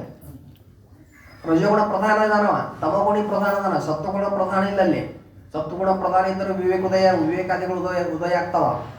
ಅವು ವಿಷಯಗಳ ಕಡೆ ಹೋಗ್ತತ ಮನಸ್ಸ, ಆ ಕಡೆ ಹೊರಗೆ ಹೋಗ್ತಾವ. ಇವ್ ಶಾಸ್ತ್ರ ಹೇಳ್ತಿರ್ತಾನ, ಆ ಶರೀರ ಬಂದು ಮುಂದೆ ಕುಂತಿರ್ತತಿ, ಇವ್ ಆ ಕಡೆ ಮನಸ್ಸು ಹೋಗಿರ್ತತಿ, ಕಣ್ಣು ಹಿಂಗೆ ಇರ್ತಾವ. ಅವ್ನು ನೋಡ್ರಿ ಗೊತ್ತಾಗ್ಬಿಡ್ತದೆ ಏನು ಇವನ ಮನಸ್ಸು ಎಲ್ಲಿ ಹೋಗ್ಯದ. ಮನಸ್ಸು ಎಲ್ಲಿ ಹೋಗ್ಯದ್ರೆ ಇವ್ ಶಾಸ್ತ್ರ ಜ್ಞಾನ ತಿಳಿಯುತ್ತೆ. ಅದಕ್ಕೆ ವಿವೇಕಿನೋ ವಿರಕ್ತಸ್ಯ ಶಮಾಧಿ ಗುಣಶಾಲಿನಃ ಮುಮುಕ್ಷೋ ಏವ ಹಿ ಬ್ರಹ್ಮ ಜಿಜ್ಞಾಸ ಯೋಗ್ಯತಾ ಮತ. ಏನು ವಿವೇಕ ಚೂಡಾಮಣಿ ಒಂದು ಮಾತು ಹೇಳ್ತಾರೆ. ವಿವೇಕ, ವೈರಾಗ್ಯ, ಶಮಾಧಿ ಸಕ್ಕ ಸಂಪತ್ತಿಗಳು ಯಾರಲ್ಲಿ ಇರುತ್ತವೆ, ಮುಮುಕ್ಷತ್ವ ಯಾರಲ್ಲಿ ಇರುತ್ತದೆ, ಅವನೇ ಬ್ರಹ್ಮ ಜಿಜ್ಞಾಸಕ್ಕೆ ಯೋಗ್ಯವಾದ ಅಧಿಕಾರಿ. ಅದಕ್ಕೆ ನಿಜಗುಣ ಒಂದು ಮಾತು ಹೇಳಿದ್ರು, ಹೊರಗಣ ವಿಷಯದೊಳಗೆ ಎರಗಿದ ಮನವನ್ನು ನೆರೆ ತೆಗೆಯದವರಿಗೆ ಅಹುದೇ ಮುಕ್ತಿ. ಹೊರಗ ಹೊಂಟಿತ್ತಪ್ಪ ಆ ವಿಷಯದಲ್ಲಿ, ಯಾಕೆ ವಿವೇಕ ವೈರಾಗ್ಯಾದಿಗಳಿಲ್ಲ ಅಂದ್ರೆ ಅವ್ರಿಗೆ ಅಂತರ್ಮುಖ ವೃತ್ತಿ ಆಗಂಗಿಲ್ಲ, ಏನು ಏಕಾಗ್ರತೆ ಬರಂಗಿಲ್ಲ, ಹೊರಗೆ ಹರಿತಿರ್ತದೆ. ಆವಾಗ ಈ ಕಡೆ ಶಾಸ್ತ್ರಜ್ಞಾನ ಆಗ್ತೈತೇನೋ ಆಗೋಲ್ಲ. ಇದಕ್ಕೆ ಭೂತ ಪ್ರತಿಬಂಧಕ ಅಂತಾರೆ. ಏನಂತ ಭೂತ ಪ್ರತಿಬಂಧಕ. ಭೂತ ಪ್ರತಿಬಂಧಕ ಅಂದರೆ ಕಳೆದು ಹೋದಂಥ ವಿಷಯಗಳು ನೆನಪು ಮಾಡೋದು ಇವೆಲ್ಲ ಇರ್ತಾವ. ಅದಕ್ಕೆ ಈ ವಿವೇಕಾದಿಗಳು ಇಲ್ಲಿಲ್ಲ ಅಂದ್ರೆ ಚಿತ್ತದ ಏಕಾಗ್ರತೆ ಆಗಂಗಿಲ್ಲ, ಶ್ರವಣ ಘಟಿಸುವುದಿಲ್ಲ, ಅದ್ರ ತಾತ್ಪರ್ಯ ಗ್ರಹಣ ಆಗೋದಿಲ್ಲ. ಕೇಳಿದ್ರೂ ಎಲ್ಲರಿಗೂ ಜ್ಞಾನ ಆಗೋದಿಲ್ಲ. ಶ್ರವಣಾಯಾಪಿ ಬಹುಬೀರ್ಯೋನ ಲಭ್ಯ ಶೃಣ್ವಂತೋ ಅಪಿ ಬಹವೋ ಯಮ್ನ ವಿದ್ಯುಹು. ಎಲ್ಲರಿಗೂ ಶ್ರವಣ ಸಿಗಂಗಿಲ್ಲ, ಎಲ್ಲರೂ ಶ್ರವಣ ಮಾಡಿದರೆ ಜ್ಞಾನ ಆಗೋದಿಲ್ಲ. ಯಾಕ ಇವೆಲ್ಲ ದೋಷ ಅದಾವ. ಅದಕ್ಕೆ ಇಲ್ಲಿ ಹೇಳ್ತಾವ ಏನಂತ, ಶ್ರವಣಾದಿಗಳು ವಿವೇಕ ಮೊದಲಾದ 4 ಏನದಾವು ಶ್ರವಣಾದಿಗಳಲ್ಲಿ ಉಪಯೋಗ ಇರುತ್ತದೆ. ವಿವೇಕ, ವೈರಾಗ್ಯ, ಶಮಾಧಿ, ಸತ್ಕ ಸಂಪತ್ತಿ, ಮುಮುಕ್ಷುತ ಇವೇನದಲ್ಲ ಇವು ಇವಿದ್ರನ್ನ ಶ್ರವಣಕ್ಕೆ ಅಧಿಕಾರಿ. ಶ್ರವಣ ಮಾಡಲಿಕ್ಕೆ ಉಪಯೋಗ ನಾವು. ಮುಂದೆ ವಿವೇಕಾದಿಗಳ ಹೊರತು ಬಹಿರ್ಮುಖ ಪುರುಷನಿಗೆ ಶ್ರವಣ ಸಂಭವಿಸುವುದಿಲ್ಲ. ಬಹಿರ್ಮುಖ ಪುರುಷನಿಗೆ ವಿವೇಕಾದಿಗಳು ಇರಲಿಲ್ಲ ಅಂದ್ರೆ ಬಹಿರ್ಮುಖ ಪುರುಷನಿಗೆ ಶ್ರವಣ ಸಂಭವಿಸುವುದಿಲ್ಲ. ಶ್ರವಣ ವಿವೇಕಾದಿಗಳ ಹೊರತು ಬಹಿರ್ಮುಖ ಪುರುಷನಿಗೆ ಶ್ರವಣ ಸಂಭವಿಸುವುದಿಲ್ಲ. ಅದಕ್ಕೆ ಶ್ರವಣ ಆಗಬೇಕಾಗಿತ್ತು ಅಂದ್ರೆ ಏಕಾಗ್ರತೆ ಬೇಕಾಗ್ತದೆ. ಮನಸ್ಸು ಏಕಾಗ್ರವಾಗಿ ಕೇಳಬೇಕು. ಅದಕ್ಕೆ ಇವು ವಿವೇಕಾದಿಗಳು ಬೇಕು. ಬಹಿರ್ಮುಖ ಪುರುಷನಿಗೆ ವಿವೇಕಾದಿಗಳಿಲ್ಲ ಅಂತ ಬಹಿರ್ಮುಖ ಪುರುಷನಿಗೆ ಶ್ರವಣ ಘಟಿಸುವುದಿಲ್ಲ. ಅಂದರೆ ವೇದಾಂತದ ತಾತ್ಪರ್ಯ ಜ್ಞಾನ ಆಗುವುದಿಲ್ಲ. ಮುಂದೆ ಅದರಂತೆ ಶ್ರವಣ, ಮನನ, ನಿಧಿಧ್ಯಾಸನಗಳು ಜ್ಞಾನದ ಉಪಯೋಗಿಯಾಗಿರುವವು, ಜ್ಞಾನದಲ್ಲಿ ಉಪಯೋಗವಾಗಿರುವು. ಈಗ ಶ್ರವಣ, ಮನನ, ನಿಧಿಧ್ಯಾಸನಗಳೇನದಾವ ನೋಡ್ರಿ, ಇವು ಜ್ಞಾನದಲ್ಲಿ ಉಪಯೋಗಿ ಅದಾವ. ಶ್ರವಣ, ಮನನ, ನಿಧಿಧ್ಯಾಸನ ಆಗಲಿಲ್ಲ ಅಂದ್ರೆ ಜ್ಞಾನ ಆಗೋದಿಲ್ಲ. ಆಕತಿ ಅಂದ್ರೆ ಜ್ಞಾನದಲ್ಲಿ ಇವು 3 ಉಪಯೋಗ ಅದಾವ. ಅದಕ್ಕೆ ಶ್ರವಣಾದಿಗಳೇ ಬೀಜ, ಆತ್ಮ ಅಹಂಕೃತಿಗಳ ವಿವರಣವದು ರೂಪು, ಮರಳಿ ಸಂಸ್ಕೃತಿಯ ನಿವಹ ಸಾಕ್ಷಿತ್ವವೇ ಕಾರ್ಯವೆಂದು ಬಲ್ಲವರು ಭಾವಿಸುವುದು ಅರಿವಿಗೆ ನಿಜವೆಂದು. ಶ್ರವಣ, ಮನನ, ನಿಧಿಧ್ಯಾಸನ ಇವೇನದಾವ ಬೀಜ, ಒಂದು ಬೀಜದವ. ಮತ್ತು ಆತ್ಮ ಅಹಂಕೃತಿಗಳನ್ನು ಬೇರ್ಪಡಿಸುವುದೇನೈತಲ್ಲ ಅದು ರೂಪ. ಮರಳಿ ಸಂಸ್ಕೃತಿಯ ನಿವಹ ಸಾಕ್ಷಿತ್ವವೇ. ಸಂಸ್ಕೃತಿಯ ನಿವಹ ಸಾಕ್ಷಿತ್ವ ಅಂದ್ರೆ ಅಂದ್ರೆ ಸಂಸ್ಕೃತಿ ಅಂದ್ರೆ ಹೊರಗಲ್ಲ, ಒಳಗಲ್ಲ. ಅಂದ್ರೆ ದೇಹ ಮೊದಲು ಮಾಡಿಕೊಂಡು ಅಹಂಕಾರ ಪರ್ಯಂತ ಇವುಗಳಲ್ಲಿ ನಾನು ನನ್ನದು ಅನ್ನೋದೇ ಸಂಸ್ಕೃತಿ. ಇವುಗಳಲ್ಲಿ ಆತ್ಮತ್ವ ಭಾವನೆ ಮಾಡುವುದೇ ಸಂಸ್ಕೃತಿ. ಸಂಸಾರ ಅಂದ್ರೆ ಆತ್ಮ ಅಹಂಕೃತಿಗಳನ್ನು ಬೇರ್ಪಡಿಸಿದ ಮೇಲೆ ಇವೆಲ್ಲವೂ ಅನಾತ್ಮದವ, ನಾನು ಸಾಕ್ಷಿ ಇದ್ದೇನೆ, ನಾನೇ ಪರಮಾತ್ಮ ಇದ್ದೇನೆ, ಸಾಕ್ಷಿ ರೂಪನಾದ ನಾನೇ ಬ್ರಹ್ಮ ಇದ್ದೀನಿ ಅಂತ ಯಾವಾಗ ಅಭೇದ ದರ್ಶನ ರೂಪ ಜ್ಞಾನ ಆಗ್ತದೋ, ಸಾಕ್ಷಿ ಭಾವ ಬರ್ತದೋ, ಅದಕ್ಕನೇ ಏನನ್ನಬೇಕು? ಕಾರ್ಯ. ಅಂದ್ರೆ ಬೀಜ ರೂಪ ಕಾರ್ಯ. ಆ ಕಾರ್ಯವೇ ಜ್ಞಾನಕ್ಕೆ ಸಮೀಪ, ಅತ್ಯಂತ ಸಮೀಪ. ಕಾರ್ಯ ಅಂದ್ರೆ ಜ್ಞಾನಕ್ಕೆ ಬಂತಂತ ಅರ್ಥ, ಮುಂದೆ ಜ್ಞಾನ ಆಗ್ತದೆ ಅಂತ. ಈ ರೀತಿ ಶ್ರವಣ, ಅದಕ್ಕೆ ಹೇಳ್ತಾರೆ ಅವರು, ಶ್ರವಣ ಮನನ ನಿಧಿಧ್ಯಾಸನಗಳು ಜ್ಞಾನದ ಉಪಯೋಗಿ ಆಗಿದೆ. ಜ್ಞಾನದಲ್ಲಿ ಉಪಯೋಗಿ ಆಗಿವೆ, ಜ್ಞಾನದಲ್ಲಿ ಇದು ಉಪಯೋಗಿ ಅದ. ಏಕೆಂದ್ರೆ ಶ್ರವಣಾದಿಗಳ ಹೊರತು ಏನ್ರಿ, ಶ್ರವಣಾದಿಗಳ ಹೊರತು ಜ್ಞಾನ ಆಗುವುದಿಲ್ಲ. ಶ್ರವಣಾದಿಗಳ ಹೊರತು ಜ್ಞಾನ. ಆತ್ಮಾವ ಅರೆ ದೃಷ್ಟವ್ಯ, ಶ್ರೋತವ್ಯೋ ಮಂತವ್ಯೋ ನಿಧಿಧ್ಯಾಸಿತವ್ಯ. ಹೌದಲ್ಲ? ಆತ್ಮನನ್ನು ಕಾಣಲಿಕ್ಕೆ ಬರುತ್ತದೆ. ಕಾಣಲಿಕ್ಕೆ ಬರುತ್ತದೆ ಅಂದ್ರೆ ನೋಡಕ್ ಬರ್ತದೆ. ಕಾಣಲಿಕ್ಕೆ ಕಾಣಲಿಕ್ಕೆ ಅಂದ್ರೇನು? ಆತ್ಮನನ್ನ ಅರಿಯಲಿಕ್ಕೆ ಬರುತ್ತದೆ. ಅರಿಯಲಿಕ್ಕೆ ಬರ್ತದೆ, ಗಡದಂತೆ ಅರಿಬೇಕೇನು? ಇಲ್ಲ. ಅರಿಯಲಿಕ್ಕೆ ಬರುತ್ತದೆ ಅಂದ್ರೆ ಅಪರೋಕ್ಷ ಜ್ಞಾನ ಮಾಡ್ಕೊಳಕ್ ಬರ್ತದಲ್ಲ, ಅಪರೋಕ್ಷ ಜ್ಞಾನ ಆಗ್ತದಪ್ಪ. ಅಪರೋಕ್ಷ ಜ್ಞಾನ ಅಂತಂದ್ರೆ ನಾನೇ ಆತ್ಮ ಇದ್ದೀನಿ ಅಂತ ಅನುಭವ ಆಗ್ತದೆ. ಅನುಭವಕ್ಕೆ ಅದಕ್ಕೆ ದೃಷ್ಟವ್ಯ ಅಂತ. ಅನುಭವ ಮಾಡ್ಕೊಂಡು ಅನುಭವ ರೂಪದಿಂದ ಇರಬೇಕು. ಅನುಭವ ಎಂಬುದು ನಿಜದ ನಿವಾಸದಲ್ಲಿರುವುದು. ನಿಜದ ನಿವಾಸದಲ್ಲಿರುವುದಕ್ಕೇನಂತಾರ? ಅನುಭವ ಅಂತಾರ. ಆ ಅನುಭವ ಅಥವಾ ಜ್ಞಾನ ಆಗಬೇಕಾಗಿತ್ತು ಅಂತಂದ್ರೆ ಇವು ಶ್ರವಣ ಮನನ ನಿಧಿಧ್ಯಾಸನಗಳು ಬೇಕು. ಈ ಶ್ರವಣ ಮನನ ನಿಧಿಧ್ಯಾಸ ಆದ ಮೇಲೆ ಅವ್ನಿಗೆ ಏನಕತಿ? ಜ್ಞಾನ ಆಗ್ತದೆ. ಅದಕ್ಕಂದ್ರಂತೆ ಶ್ರವಣ ಮನನ ನಿಧಿಧ್ಯಾಸನಗಳು. ಏನು ಮಾಡಬೇಕು? ಅನುಭವ ರೂಪವಾಗಿ ಉಳಿಬೇಕು ಜ್ಞಾನ ಆಗ್ಬೇಕಂದ್ರೆ ಶ್ರೋತವ್ಯೋ ಮಂತವ್ಯೋ ನಿಧಿಧ್ಯಾಸಿತವ್ಯ. ಶ್ರವಣ ಮನನ ನಿಧಿಧ್ಯಾಸ. ತವ್ಯ ಪ್ರತ್ಯಯಕ್ಕೆ ಕರ್ತವ್ಯ ಹೇಳಾರ ಒಬ್ಬರದಾರ, ತವ್ಯ ಪ್ರತ್ಯಯಕ್ಕೆ ಯೋಗ್ಯತಾ ಹೇಳಾರ ಒಬ್ಬರದಾರ. ಅದನ್ನು ನೀವು ತತ್ವಾನುಸಂಧಾನದಾಗ ನೋಡಬೇಕು. ತವ್ಯ ಪ್ರತ್ಯೇಕ ಕರ್ತವ್ಯ ಹೇಳಿದ್ರೆ, ವಿಧಿ ಹೇಳಿದ್ರೆ ಅದ್ರ ಒಂದು ಅಪೂರ್ವ ವಿಧಿ, ಒಂದು ನಿಯಮ ವಿಧಿ, ಇನ್ನು ಪರಿಸಂಖ್ಯಾ ವಿಧಿ ಅಂತ ಬರ್ತಾವೆ. ಅವೆಲ್ಲ ಮಾತಾವು ತತ್ವಾನುಸಂಧಾನದಾಗ ಬರ್ತಾವ. ಇರ್ರಿ, ಅದಕ್ಕೆ ಇಲ್ಲಿ ಯೋಗ್ಯತಾ ಅಂತ ಅರ್ಥ ಮಾಡಬೇಕು. ಮುಮುಕ್ಷುಗಳಿಗೆ ಜ್ಞಾನ ಆಗಬೇಕಾಗಿತ್ತು ಅಂದ್ರೆ ಅದು ಆ ಸ್ವರೂಪವನ್ನು ಅನುಭವ ಮಾಡ್ಕೋಬೇಕಾಗಿತ್ತು ಅಂದ್ರೆ ನಾವೇನು ಮಾಡಬೇಕು? ಶ್ರವಣ ಮನನ ನಿಧಿಧ್ಯಾಸನ ಯೋಗ್ಯತಾ ಮಾಡಬೇಕು ಅಂತ ಬೇಕು. ಏಕೆಂದರೆ ಶ್ರವಣಾದಿಗಳ ಹೊರತು ಜ್ಞಾನ ಆಗುವುದಿಲ್ಲ ಅಂತ ಹೇಳಿದರು. ಶ್ರವಣಾದಿ ಇಲ್ಲಿಲ್ಲದ ಜ್ಞಾನ ಮುಂದೆ ಮೂರನೇದು ಹೇಳಿದವರು ಅದಕ್ಕೆ ತತ್ಪದದ ಅರ್ಥವನ್ನ ಮತ್ತು ತ್ವಂಪದದ ಅರ್ಥವನ್ನ ತಿಳಿಯದ ಹೊರತು ಅಭೇದ ಜ್ಞಾನ ಆಗುವುದಿಲ್ಲ. ಈ ನೋಡ್ರಿ, ಶ್ರವಣ ಕಾಲದಲ್ಲಿ ಗುರುಗಳು ಏನು ಉಪದೇಶ ಮಾಡ್ತಾರಪ್ಪ? ಅವ್ರು ಏನು ಉಪದೇಶ ಮಾಡ್ತಾರ? ಮಹಾವಾಕ್ಯಗಳಲ್ಲಿ ಅಭೇದ ಮಾಡ್ಬೇಕಲ್ಲ, ಮಹಾವಾಕ್ಯದ ತಾತ್ಪರ್ಯವನ್ನು ಹೇಳಿ ಅಭೇದ ಮಾಡ್ಬೇಕಲ್ಲ. ಅಂದ್ರೆ 4 ಮಹಾವಾಕ್ಯಗಳವ. ಒಂದು 3 ನೋಡ್ರಿ, ತತ್ವಮಸಿ ಇದು ಉಪದೇಶಪರ ಮಹಾವಾಕ್ಯ. ಮಹಾವಾಕ್ಯ ಅಂದ್ರೆ ಏನು? ಜೀವ ಬ್ರಹ್ಮರ ಏಕತ್ವವನ್ನು ಬೋಧಿಸುವಂತ ವಾಕ್ಯಕ್ಕೆ ಏನಂತಾರ? ಆ ಮಹಾವಾಕ್ಯದೊಳಗ 4 ಮಹಾವಾಕ್ಯಗಳು, ಒಂದೊಂದು ವೇದಕ್ಕೆ ಒಂದೊಂದು ಮಹಾವಾಕ್ಯ ಏನ್ರಿ? ಸಾಮ ವೇದದಲ್ಲಿ ಬರುವುದು ಯಾವುದಿದು? ಮಹಾವಾಕ್ಯ. ಚಾಂದೋಗ್ಯ ಉಪನಿಷತ್ನಲ್ಲಿ ಬರುವ ಮಹಾವಾಕ್ಯ ತತ್ವಮಸಿ. ಹೌದು. ಋಗ್ವೇದದಲ್ಲಿ ಬರುವುದು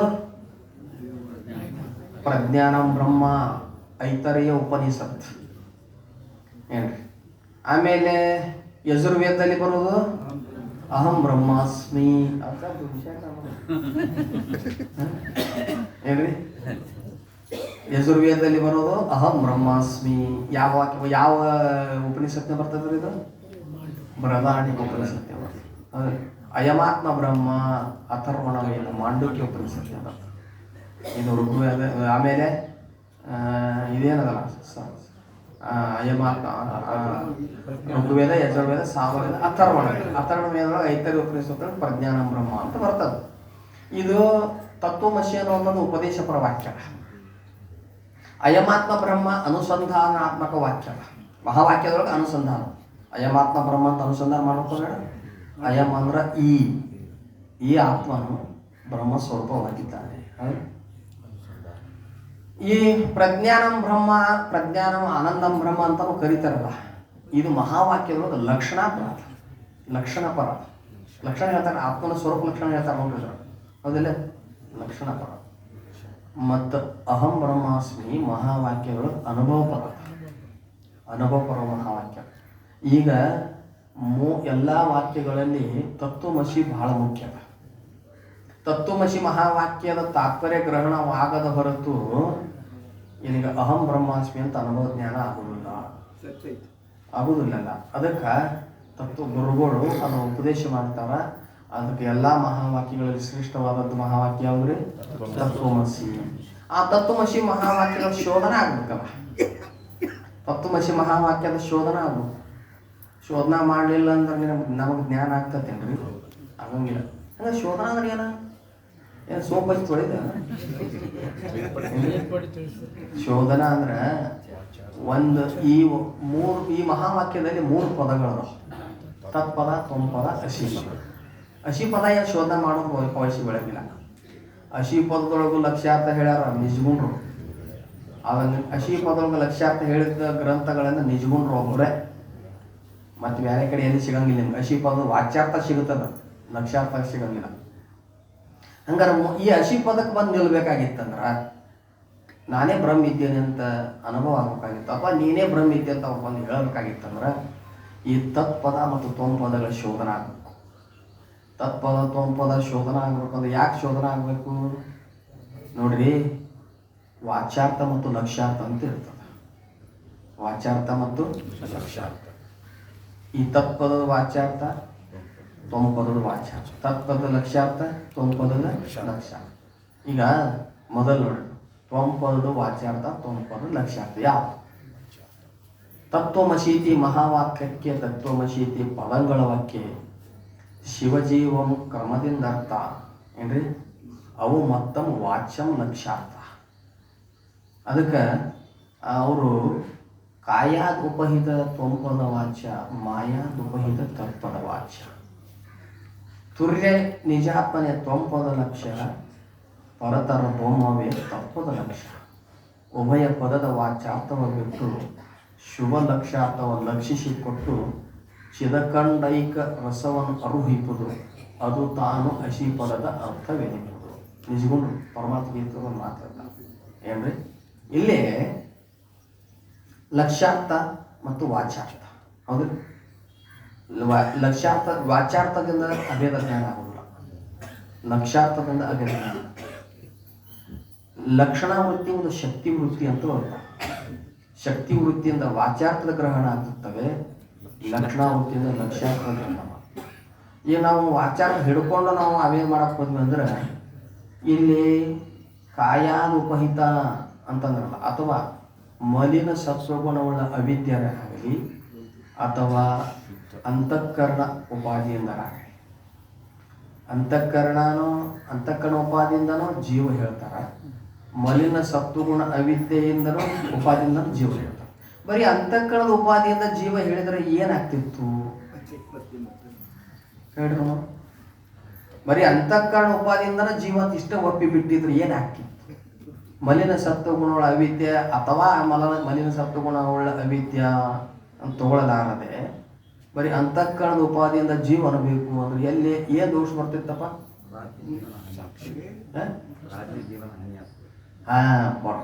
ನೋಡ್ರಿ, ಅರ್ಥ ಬರಿಕದ ಪ್ರಾಜ್ಞೆ ಜೀವನ ಬಾಧೆ ಆಗ್ತದೆ. ಹಂಗೆ ಸುಸುಪ್ತಾವಸ್ಥೆಯೊಳಗ ಅಂತಃಕರಣ ಅಭಾವ ಇರ್ತದೆ, ಹೌದಲ್ಲ? ಅಭಾವ ಇರ್ತದೆ. ಅದಕ್ಕೆ ಅಲ್ಲಿ ಪ್ರಾಜ್ಞೆ ಜೀವನ ಹಾನಿ ಆಗ್ತದೆ. ಅದಕ್ಕೆ ಅವಿದ್ಯ, ಮಲಿನ ಸತ್ವಗುಣ ಅವಿದ್ಯನ ಇರೋದು ಅಥವಾ ಅಂತಃಕರಣದ ಉಪಾದಿನ ಇದು ಜೀವ. ಇದು ಎಲ್ಲ ಕೂಡ್ಕೊಂಡು ಏನಾಗ್ಯದ? ತ್ವಂಪದ ವಾಚ್ಯ. ತತ್ಪದ ವಾಚ್ಯ ಶುದ್ಧ ಸತ್ವಗುಣವುಳ್ಳ ಮಾಯಾ, ಹೌದಲ್ರಿ? ಶುದ್ಧ ಸತ್ವಗುಣಗಳ ಮಾಯಾ ಉಪಾಧಿಯಿಂದ ಏನಾಗೈತಿ? ಈಶ್ವರ ಆಗ್ಯಾರ. ತತ್ಪದ ವಾಚ್ಯವಾದ ಈಶ್ವರ. ಇಲ್ಲಿ ಅವನಿಗೆ ಈಶ್ವರನಿಗೆ ಸರ್ವಜ್ಞತ್ವಾದಿ ಗುಣಗಳದಾವ. ಸರ್ವಜ್ಞ, ಸರ್ವಶಕ್ತಿತ್ವ, ಏಕತ್ವ, ಸ್ವಾಧೀನತ್ವ, ಮಾಯಾ ಉಪಾಧಿತ್ವ ಮೊದಲಾದವು 8 ಹೇಳ್ಯಾರ ನೋಡ್ರಿ ಚಂದ್ರೋದಯ. ಇಲ್ಲಿ ತ್ವಂಪದ ವಾಚ್ಯಾರ್ಥೊಳಗ ಅಲ್ಪಜ್ಞ, ಅಲ್ಪಶಕ್ತಿತ್ವ, ಪರಾಧೀನತ್ವ, ಅನೇಕತ್ವ, ಅವಿದ್ಯಾ ಉಪಾಧಿತ್ವ ಮೊದಲಾದವು ಹೇಳ್ಯಾರ. ಇಲ್ಲಿ ನೋಡ್ರಿ, ಅಭೇದ ಮಾಡಕ್ಕೆ ಹೋದ್ರ ಉಪಾಧಿ ಸಹಿತವಾಗಿ ಆಗ್ತೈತೆ, ವಿರೋಧ ಆಭಾಸ ಆಗ್ತದೆ. ವಿರೋಧ ಗುಣಗಳು ವಿರೋಧ ಅದಾವ ಅಂದ್ರೆ ಬಾಯಿ ಏನು ಉಪಾಧಿ ಒಳಗೆ ವಿರೋಧ ಕಂಡು ಬರೋದ್ರಿಂದ ಅಲ್ಲಿ ಅಭೇದ ಆಗಂಗಿಲ್ಲ. ಅಭೇದ ಆಗಬೇಕಾಗಿತ್ತು ಅಂದ್ರೆ ಉಪಾಧಿಗಳನ್ನ ತೆಗಿಬೇಕು, ಉಪಾಧಿಗಳನ್ನ ತೆಗಿಬೇಕು. ಲಕ್ಷಣ ವೃತ್ತಿಯೊಳಗೆ 3 ಲಕ್ಷಣ ಅದಾವ, ಹೌದಲ್ರಿ? ಲಕ್ಷಣ ವೃತ್ತಿ 3 ಲಕ್ಷಣ. ಒಂದು ಜಹತ್ ಲಕ್ಷಣ, ಲಕ್ಷಣ ಬೇರೆ, ಲಕ್ಷಣ ಬೇರೆ. ಲಕ್ಷಣ ಅಂದ್ರೆ ಏನ? ಲಕ್ಷಣ ಅಸಾಧಾರಣ ಧರ್ಮಕ್ಕೆ ಲಕ್ಷಣ ಅಂತಾರ. ಲಕ್ಷಣ ಅಂದ್ರ ವೃತ್ತಿ ಒಳಗೆ ಬರ್ತದೆ ಲಕ್ಷಣ ಅಂತ. ಲಕ್ಷಣ ವೃತ್ತಿ ಅದು ವಾಚ್ಯ ಶಕ್ಯಾರ್ಥ ಸಂಬಂಧ ಲಕ್ಷಣ. ಶಬ್ದದ ಶಕ್ಯಾರ್ಥಕ್ಕೆ ಸಂಬಂಧವಾಗಿ ತೋರ್ತದಲ್ಲ, ಅದಕ್ಕೆ ಲಕ್ಷಣ ಅಂತ ಕರೀತಾರೆ. ಲಕ್ಷಣ ಇಲ್ಲಿ ಈಗ ಶಬ್ದದ ಶಕ್ತಿ ವೃತ್ತಿಯಿಂದ ಅಥವಾ ವಾಚ್ಯಾರ್ಥದಿಂದ ಅಭೇದ ಆಗಂಗಿಲ್ಲ. ಶಬ್ದದ ಲಕ್ಷಣಾವೃತ್ತಿ ಗ್ರಹಣ ಮಾಡಿಕೊಂಡು ಲಕ್ಷ್ಯಾರ್ಥವನ್ನು ಸ್ವೀಕಾರ ಮಾಡೋದು. ಈಗ ತ್ವಂಪದೊಳಗೆ ಹಿಂಗೆಲ್ಲ, ತತ್ವದೊಳಗೆ ಹಿಂಗೆಲ್ಲ ಉಪಾಧಿಯಿಂದ ಅದರ ವಿರೋಧ ಆಭಾಸ.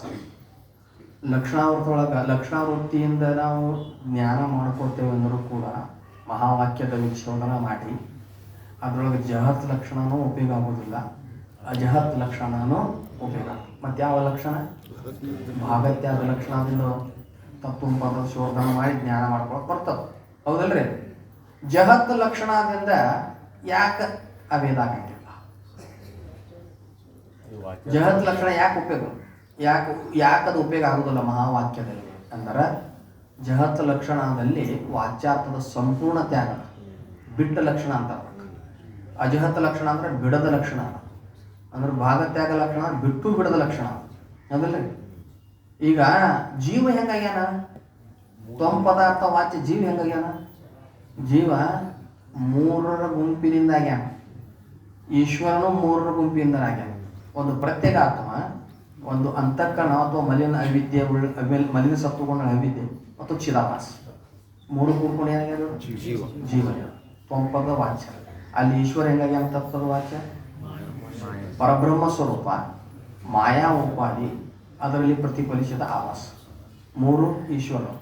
ಈಗ ಬಿಟ್ಟ ಲಕ್ಷಣ ಅಂದಿವಿ ಅಂದ್ರೆ ವಾಚ್ಯಾರ್ಥ ಸಂಪೂರ್ಣ ಬಿಡೋದು ಬಿಟ್ಟ ಲಕ್ಷಣ. ಸೊ ವಾಚ್ಯಾರ್ಥ ಸಂಪೂರ್ಣ ಬಿಟ್ಟಿವಿ ಅಂದ್ರೆ ಏನು ಹೋಗ್ತದೆ? ಇಲ್ಲಿ ಏನು ಹೋಗ್ತದ, ಏನು ಉಳಿತದ? ಬಿಟ್ಟ ಲಕ್ಷಣ ಸಂಪೂರ್ಣ ವಾಚ್ಯಾರ್ಥ ಬಿಟ್ಟಿವ, ಹೌದಿಲ್ಲ? ಅಲ್ಲಿ ಚೇತನನೂ ಅಭಾವ ಆಗ್ತದೆ. ವಾಚ್ಯಾರ್ಥ ಏನ್ರಿ? ವಾಚ್ಯಾರ್ಥ ಏನೈತಲ್ಲ ಅದು ಏನೇನು ಕೂಡಿ ಆಗೈತೆ ಅಂತ ಹೇಳಿದೀವಲ್ಲ ನಾವು. ಪ್ರತ್ಯೇಗಾತ್ಮ, ಅಂತಃಕರಣ ಹಿಡ್ಕೋರಿ ಸದ್ಯ ಮಟ್ಟಿಗೆ, ಅಂತಃಕರಣ, ಆವಾಸ, ಹೌದಲ್ರಿ? 3 ಕೂಡ್ಕೊಂಡು ಇವ್ದು ತ್ವಂಪದ ವಾಚ್ಯಾರ್ಥ ಆಗೈತಲ್ಲ, ಬಿಟ್ಟ ಲಕ್ಷಣ ಆದೊಳಗ ಸಂಪೂರ್ಣ ವಾಚ್ಯಾರ್ಥ ಬಿಟ್ವಿ ಅಂದ್ರೆ ಆ ಚೇತನನ್ನು ಹೋಗಿಬಿಡ್ತದೆ. ತತ್ಪದ ವಾಚ್ಯಾರ್ಥ ನಾವು ಲಕ್ಷಣ, ಅದು ಬಿಟ್ಟ ಲಕ್ಷಣ, ಜಹತ್ ಲಕ್ಷಣ ತಗೊಂಡು ವಿಚಾರ ಮಾಡಿದ್ವಿ ಅಂದ್ರೆ ಮಹಾವಾಕ್ಯದೊಳಗೆ ಅಲ್ಲೇನೋ ಸಂಪೂರ್ಣ ಚೇತನ ಹೋಗ್ಬೇಕು. ಅಂದ್ರೇನು? ಇವು ಅಂತಃಕರಣನು ಹೋಗ್ತತಿ, ಚಿದಾಭಾಸನು ಹೋಗ್ತಾನ, ಚೇತನನು ಹೋಗ್ತತಿ ಸಂಪೂರ್ಣ ವಾಚ್ಯ ಬಿಡುವುದರಿಂದ, ಹೌದಿಲ್ಲ? 3 ಕೂಡ ವಾಚ್ಯ ಆಗ್ಯಾವಿಲ್ಲ. ಏನು ಉಳಿತೈತಿ? 0 ಉಳಿತೈತಿ. 0 0. ನಾವು ಅಲ್ಲ, ವೇದಾಂತದೊಳಗೆ ಆತ್ಮನನ್ನು ಬಿಟ್ಟು ಎಲ್ಲವೂ ನಿತ್ಯಕರಿಸಬೇಕು, ಅದೇ ಆ ಸ್ವರೂಪದ ಸ್ಥಿತಿಗೆ ಮೋಕ್ಷ ಅಂತ ಹೇಳಕ್ ಹೊಂಟವರು ಮಾಧ್ಯಮಿಕರ ಬೌದ್ಧರಲ್ಲಿ ಮಾಧ್ಯಮಿಕರಂತೂ ಬರ್ತಾರೆ, ಅಸತ್ಖ್ಯಾತಿಯನ್ನು ಹೋಗ್ತಾರೆ. ಶೂನ್ಯವಾದ ಬರ್ತತಿಲ್ಲ, ನಿಮ್ದು ಎಲ್ಲ ಚೇತನನ ಕಳೆದ ಮೇಲೆ ಏನು ಉಳಿತೈತಿ? ಶೂನ್ಯವಾದ ಕೊಡ್ತೀರ? ಹೌದಿಲ್ಲ? ಶೂನ್ಯ ಅಂದ್ರೆ ನೀವು ವ್ಯವಹಾರ ಮಾಡಂಗಿಲ್ಲ, ಯಾರಾಗೂ ಏನು ವ್ಯವಹಾರ ಮಾಡಂಗಿಲ್ಲ ಅಲ್ಲಿ. ಅದಕ್ಕೆ ಅದು ಬಿಟ್ಟ ಲಕ್ಷಣ ಉಪಯೋಗ ಆಗೋದಿಲ್ಲ. ಬಿಡದ ಲಕ್ಷಣ ಅಂದ್ರೆ ವಾಚ್ಯಾರ್ಥವನ್ನು ಬಿಡಲಾರದೆ ಅಧಿಕ ಅರ್ಥವನ್ನು ಮತ್ತೆ ಗ್ರಹಣ ಮಾಡೋದು. ಶೋಣ ಧಾವತಿ ಅದಲ್ಲ ಕೆಂಪು ಓಡುತ್ತದೆ ಅಂದಪ್ಪ. ಕೆಂಪು ಬಣ್ಣಕ್ಕೆ ವಾಚ್ಯಾರ್ಥ ಯಾವುದು? ಕೆಂಪು ಅನ್ನುವಂಥ ಶಬ್ದಕ್ಕೆ ವಾಚ್ಯಾರ್ಥ ಯಾವುದು? ಬಣ್ಣವೇ, ಕೆಂಪು ಬಣ್ಣವೇ ಹೌದಲ್ಲ, ಅದು ಶಬ್ದ ಮತ್ತು ಅದಕ್ಕೊಂದು ಅರ್ಥ ಹೌದಲ್ಲ. ಅದು ಶಕ್ತಿ ವೃತ್ತಿಯಿಂದ ಶಬ್ದಕ್ಕೆ ಶಕ್ತಿ ವೃತ್ತಿಯಿಂದ ಅರ್ಥ ಯಾವುದು? ಕೆಂಪು ಬಣ್ಣ ಹೌದಲ್ಲ. ಆ ಕೆಂಪು ಹಂಗಾರೆ ಕೆಂಪು ಓಡುತ್ತದೆ ಅಂದ್ರೆ ಕೆಂಪು ಜಡ ಐತಲ್ಲ. ಕೆಂಪು ಶಬ್ದಕ್ಕೆ ವಾಚ್ಯಾರ್ಥ ರೂಪವಾದಂಥ ಕೆಂಪು ಬಣ್ಣ ಜಡ ಅದ. ಜಡ ಇದ್ದದ್ದು ಹೆಂಗೆ ಓಡ್ತದದು? ಅವಾಗ ನಾವೇನು ಮಾಡ್ಬೇಕು? ಜಡ ಇದ್ದದ್ದು ಹೋದ್ರು ಅದಕ್ಕೆ ತಂದು ಅದಕ್ಕೆ ಯಾವ್ದಾದ್ರು ಸಂಬಂಧಪಡಿಸಿ ಮತ್ತೊಂದು ಅರ್ಥ ಗ್ರಹಣ ಮಾಡಬೇಕು. ಅದಕ್ಕೆ ಏನಂತಾರ? ಅಜಹತ್ ಲಕ್ಷಣ. ಹಾಂ, ಇದೇನು ಅಜಹತ್ ಲಕ್ಷಣ. ಶೋಣಧಾವತಿ ಕೆಂಪು ಓಡ್ತದೆ. ಕೆಂಪು ಓಡ್ತದಂದ್ರೆ ಕೆಂಪು ಓಡಾಕ ಜಡ ಐತೆ, ಅದು ಓಡಂಗಿಲ್ಲ. ಅದಕ್ಕೆ ಏನು ಮಾಡ್ಬೇಕು? ಕೆಂಪು ಜೊತೆ ಚೇತನ ರೂಪ ಒಂದು ಕುದುರೆನ ಜಮಾ ಮಾಡ್ಬೋದು, ಅಥವಾ ಆಕಳಾರ ಜಮಾ ಮಾಡ್ಬೋದು, ಅಥವಾ ಒಬ್ಬ ಸನ್ಯಾಸಿನಾರ ಜಮಾ ಮಾಡ್ಬೋದು. ಯಾಕೆ? ಸನ್ಯಾಸಿ ಕೆಂಪರಿಗೆ ಹಾಕಿರ್ತಾನೆ ಹೌದಿಲ್ಲ. ಮತ್ತು ಏನೋ ಮರ ಸನ್ಯಾಸಿನ ಓಡ್ಸಾಕ ಹಚ್ಚಿರಿ ಅಂತೀವಿ ನಾವು. ಕೆಂಪು ಆಕಳ, ಕೆಂಪು ಕುದುರೆ, ಅದು ಶೋಣಧಾವತಿ ಅಂತೀವಿ. ಇಲ್ಲಿ ವಾಚ್ಯಾರ್ಥ ಬಿಡಲಿಲ್ಲ, ಅಧಿಕ ಅರ್ಥವನ್ನು ಗ್ರಹಣ ಮಾಡಿಲ್ಲ. ಇದಕ್ಕೇನಾಗ್ತದೆ? ಇದು ಅಜಹತ್ ಲಕ್ಷಣದಿಂದ ವಾಚ್ಯಾರ್ಥ ಬಿಡಲಂಗ, ಉಪಾಧಿ ಬಿಡಲಂಗ ಅಭೇದ ಮಾಡಕ್ಕೆ ಹೋದ್ರೆ ಅಕ್ಕೈತಿ ನಾವು ಆಗೋದಿಲ್ಲ. ಇನ್ನು ಎದ್ರಾಗ ತತ್ವಪದ ಶೋಧ ಮಾಡ್ಬೇಕಾಗಿತ್ತಂದ್ರೆ ಭಾಗತ್ಯಾಗ ಲಕ್ಷಣ. ಲಕ್ಷಣಾವೃತ್ತಿಯೊಳಗೆ ಭಾಗತ್ಯಾಗ ಲಕ್ಷಣ ಅಂದ್ರೆ ಭಾಗತ್ಯಾಗ ಲಕ್ಷಣ ಅಂದ್ರೆ ಅರ್ಧ ಬಿಡೋದು, ಅರ್ಧ ತಗೊಳ್ಳೋದು ಹೌದಿಲ್ಲ. ವಾಚ್ಯಾರ್ಥದೊಳಗೆ ವಿರೋಧ ರೂಪವಾದಂಥ ಉಪಾಧಿ ಧರ್ಮಗಳನ್ನು ತ್ಯಾಗ ಮಾಡಬೇಕು. ವಾಚ್ಯಾರ್ಥ ಸಂಪೂರ್ಣ ಬಿಡೋದು ಅಲ್ಲಲ್ಲೇ. ವಾಚ್ಯಾರ್ಥದೊಳಗೆ ವಿರೋಧವಾದಂಥ ಉಪಾಧಿ ಧರ್ಮಗಳನ್ನು ಬಿಡಬೇಕು. ಅದರಲ್ಲಿ ಅವಿರೋಧವಾದ ಒಂದು ವಸ್ತು ಐತಲ್ಲ ಚೇತನ, ಅದನ್ನು ಗ್ರಹಣ ಮಾಡಬೇಕು ಏನ್ರಿ. ಸ್ವಯಂ ದೇವದತ್ತ ಅದಕ್ಕೊಂದು ಪ್ರಸಿದ್ಧ ದೃಷ್ಟಾಂತ ಏನ್ರಿ. ಆತನೇ ಈತ ನೆನಪ ಈ ವಾಕ್ಯಕ್ಕೆ ಈ ತೆರನ ಉದೈ ಇಂತು ಈ ವಾಕ್ಯಕ್ಕೆ ಏನ್ರಿ. ಅಂದ್ರೆ ಅಲ್ಲಿಯ ಮಾಯೋಪಾಧಿಕತ್ವ, ಇಲ್ಲಿಯ ಅವಿದ್ಯೆ ಉಪಾಧಿಕತ್ವ ಅದನ್ನು ಬಿಡ್ಬೇಕಲ್ಲ. ಬಿಟ್ಟ ಅವಾಗ ಏನಾಗ್ತದೆ? ಚೇತನ ಒಂದೇ ಉಳಿತೈತಿ. ಉಪಾಧಿ ಧರ್ಮಗಳನ್ನು ತ್ಯಾಗ ಮಾಡಿದ್ರೆ ಏನಾಕತಿ? ಚೇತನ ಒಂದೇ ಉಳಿತವೆ. ಆ ಚೇತನ ಅದು ಹೆಂಗದ? ತದಂತರಸ್ಯ ಸರ್ವಸ್ಯ ತದು ಸರ್ವಶಾಶ ಬಾಹ್ಯ. ಆ ಚೇತನ ಒಳಗು ಹೊರಗು ಒಂದಾಯ. ಪ್ರತ್ಯೇಗಾತ್ಮನೇ ಬ್ರಹ್ಮಸ್ವರೂಪ, ಪರಬ್ರಹ್ಮ ಸ್ವರೂಪವೇ ಪ್ರತ್ಯೇಗಾತ್ಮ. ಅದು ಒಳಗೂ ಅದ ಹೊರಗೂ ಅದ. ಅಂತರ ಬಾಹಿರ ಏಕ ಸಜ್ಜೋ ಚೇತನ ಹೈ ಭರ್ಪೂರ್ ಏನ್ರಿ. ಅಂತರ ಬಾಹಿರ ಏಕರ ಸಜ್ಜೋ ಚೇತನ ಹೈ ಭರ್ಪೂರ್. विभु नभ सम सो ब्रह्म है, विभु नभ सम ब्रह्म है, नहीं ನೇರೇ नहीं दूर. ಅಂತರ ಬಾಹಿರ ಏಕರಸ, ಒಳಗೂ ಇದೆ ಹೊರಗೂ ಇದೆ ಹೌದು. ಹೊರಗೂ ಅದೇ ಒಳಗೂ ಇದೆ. ಪ್ರತ್ಯೇಗಾತ್ಮವೇ ಪರಬ್ರಹ್ಮ ಸ್ವರೂಪ, ಪರಬ್ರಹ್ಮವೇ ಪ್ರತ್ಯೇಕ.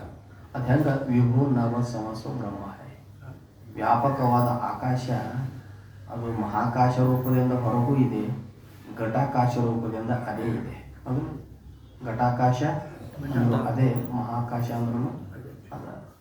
ಅದಕ್ಕೆ ಹಿಂಗೆ ಬ್ರಹ್ಮ ಅದ ಅಂತ ತಿಳ್ಕೊಂಡು ಅಭೇದ ದರ್ಶನ ಜ್ಞಾನ ಮಾಡ್ಕೋಬೇಕು. ಇದಕ್ಕಿನ ತತ್ವಂ ಪದಾರ್ಥ ಶೋಧನ. ತತ್ವಂ ಪದಾರ್ಥ ಶೋಧನ ಆದ ಮೇಲೆ ಮತ್ತು ಓತಪ್ರೋತವಾಗಿ ವಿಚಾರ ಮಾಡು. ಓತಪ್ರೋತವಾಗಿನ ತ್ವಂ ತದಸಿ ತತ್ವಮಸಿ. ನಾನೇ ಆ ಬ್ರಹ್ಮ ಇದ್ದೇನೆ, ಆ ಬ್ರಹ್ಮನೇ ನಾನಿದ್ದೇನೆ. ಇದ್ರೊಳಗೆ ಏನು ದೋಷ ಕಳ್ಕೋಬೇಕು? ಮತ್ತು ಓತಪ್ರೋತದಲ್ಲಿ ಪರೋಕ್ಷ ಭ್ರಾಂತಿ, ಪರಿಚ್ಛಿನ್ನ ಭ್ರಾಂತಿ ಹೋಗ್ತದೆ, ಅಥವಾ ಪರೋಕ್ಷ ಭ್ರಾಂತಿ ಅಪರೋಕ್ಷ ಭ್ರಾಂತಿ ಎರಡು ಹೋಗ್ತವೆ. ನಾನೇ ಬ್ರಹ್ಮ ಇದ್ದೇನೆ ಅನ್ನೋದ್ರಿಂದ ಏನು ಪರಿಚ್ಛಿನ್ನ ಭ್ರಾಂತಿ ಹೋಗ್ತದೆ. ಆ ಬ್ರಹ್ಮನೇ ನಾನಿದ್ದೇನೆ ಅನ್ನೋದ್ರಿಂದ ಪರೋಕ್ಷ ಭ್ರಾಂತಿ ಹೋಗ್ತದೆ. ಅದು ಓತಪ್ರೋತವಾಗಿ ತಿಳ್ಕೋಬೇಕು. ಈ ತತ್ವ ಏನು ಈ ತತ್ವ ಪದಾರ್ಥ ಶೋಧನ ತತ್ವ ಪದಾರ್ಥ ಶೋಧನ ಅಂತ ಈ ರೀತಿಯಾಗಿ ಹೇಳಿದರು. ಇದ್ರ ಮೇಲೆ ಇಲ್ಲಿ ಟಿಪ್ಪಣಿ ಬಂತಂದ್ರು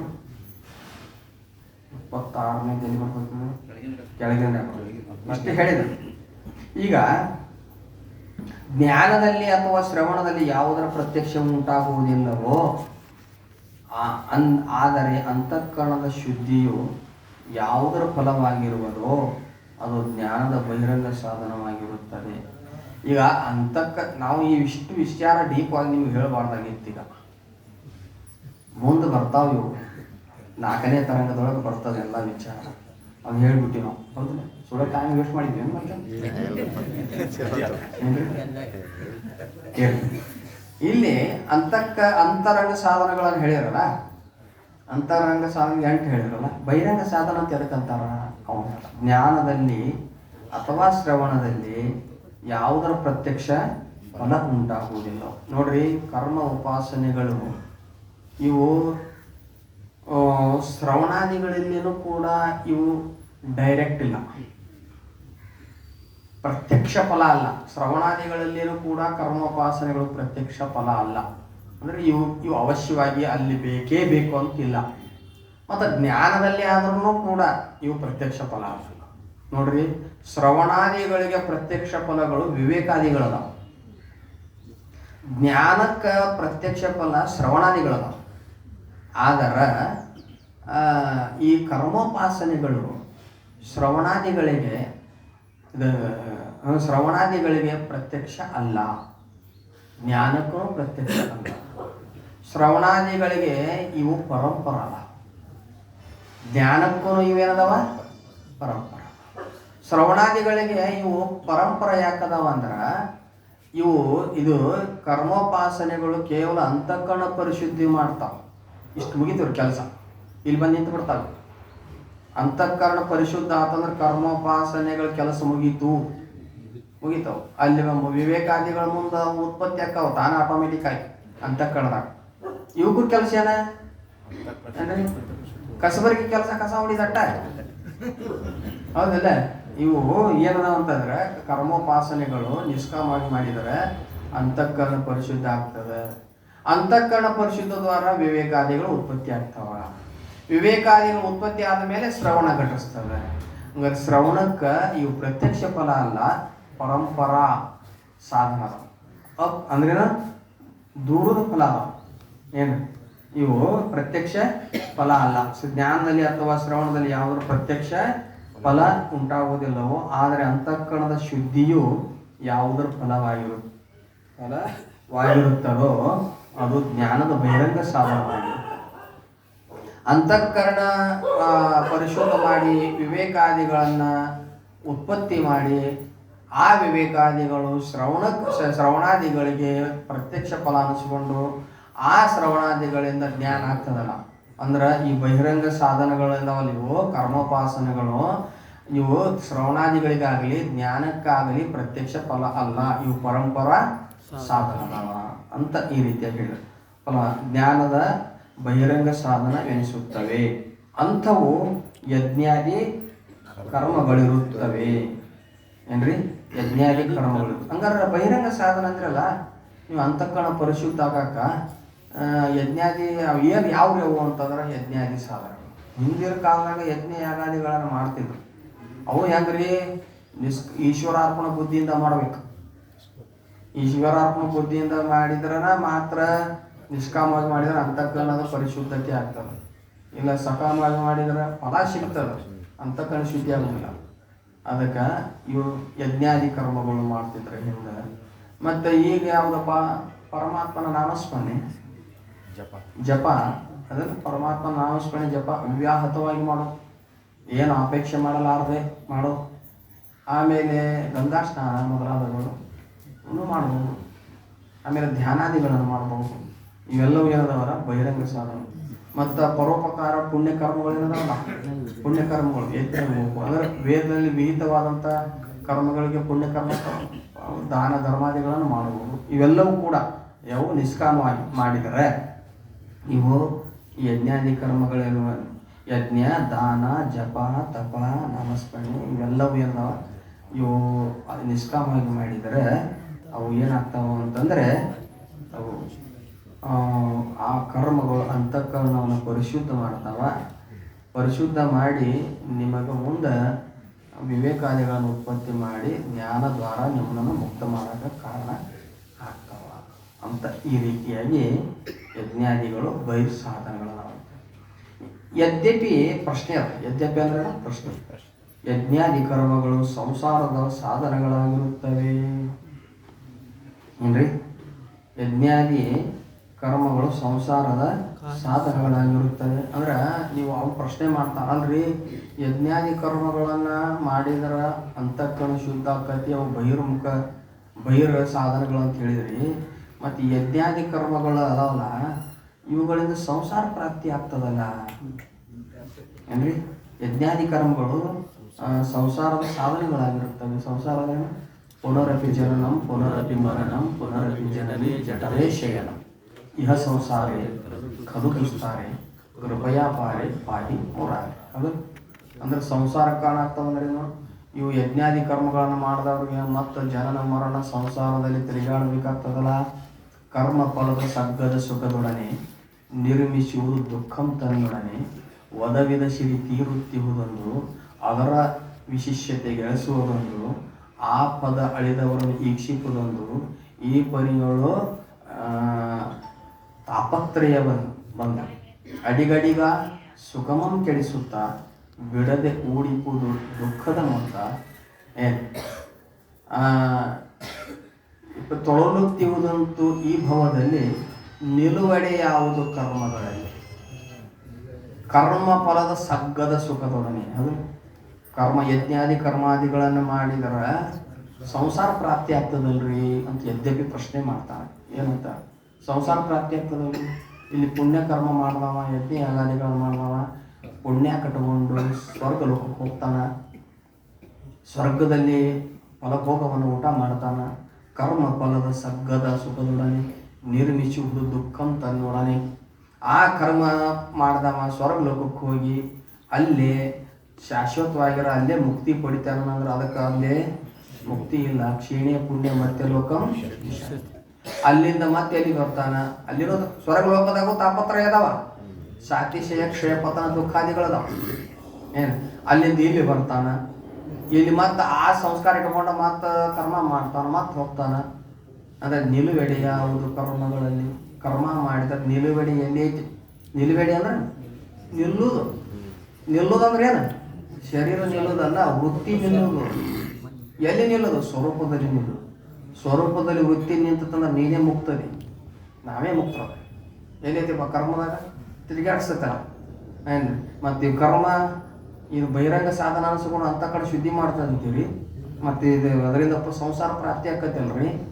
ಜನನ ಮರಣ ದುಃಖದಾಗ ಬೆಳಗ್ತಾನಲ್ರಿ, ಹುಟ್ಟು ಸಾವುಗಳು ಪ್ರಾಪ್ತ ಆಗ್ತಾವಲ್ರಿ ಅಂತ ಪ್ರಶ್ನೆ ಅಂದರೆ.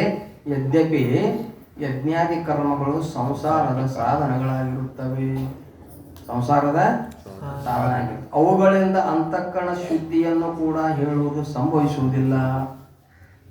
ಅವು ಸಂಸಾರದ ಸಾಧನಗಳಾಗ್ಯಾವ.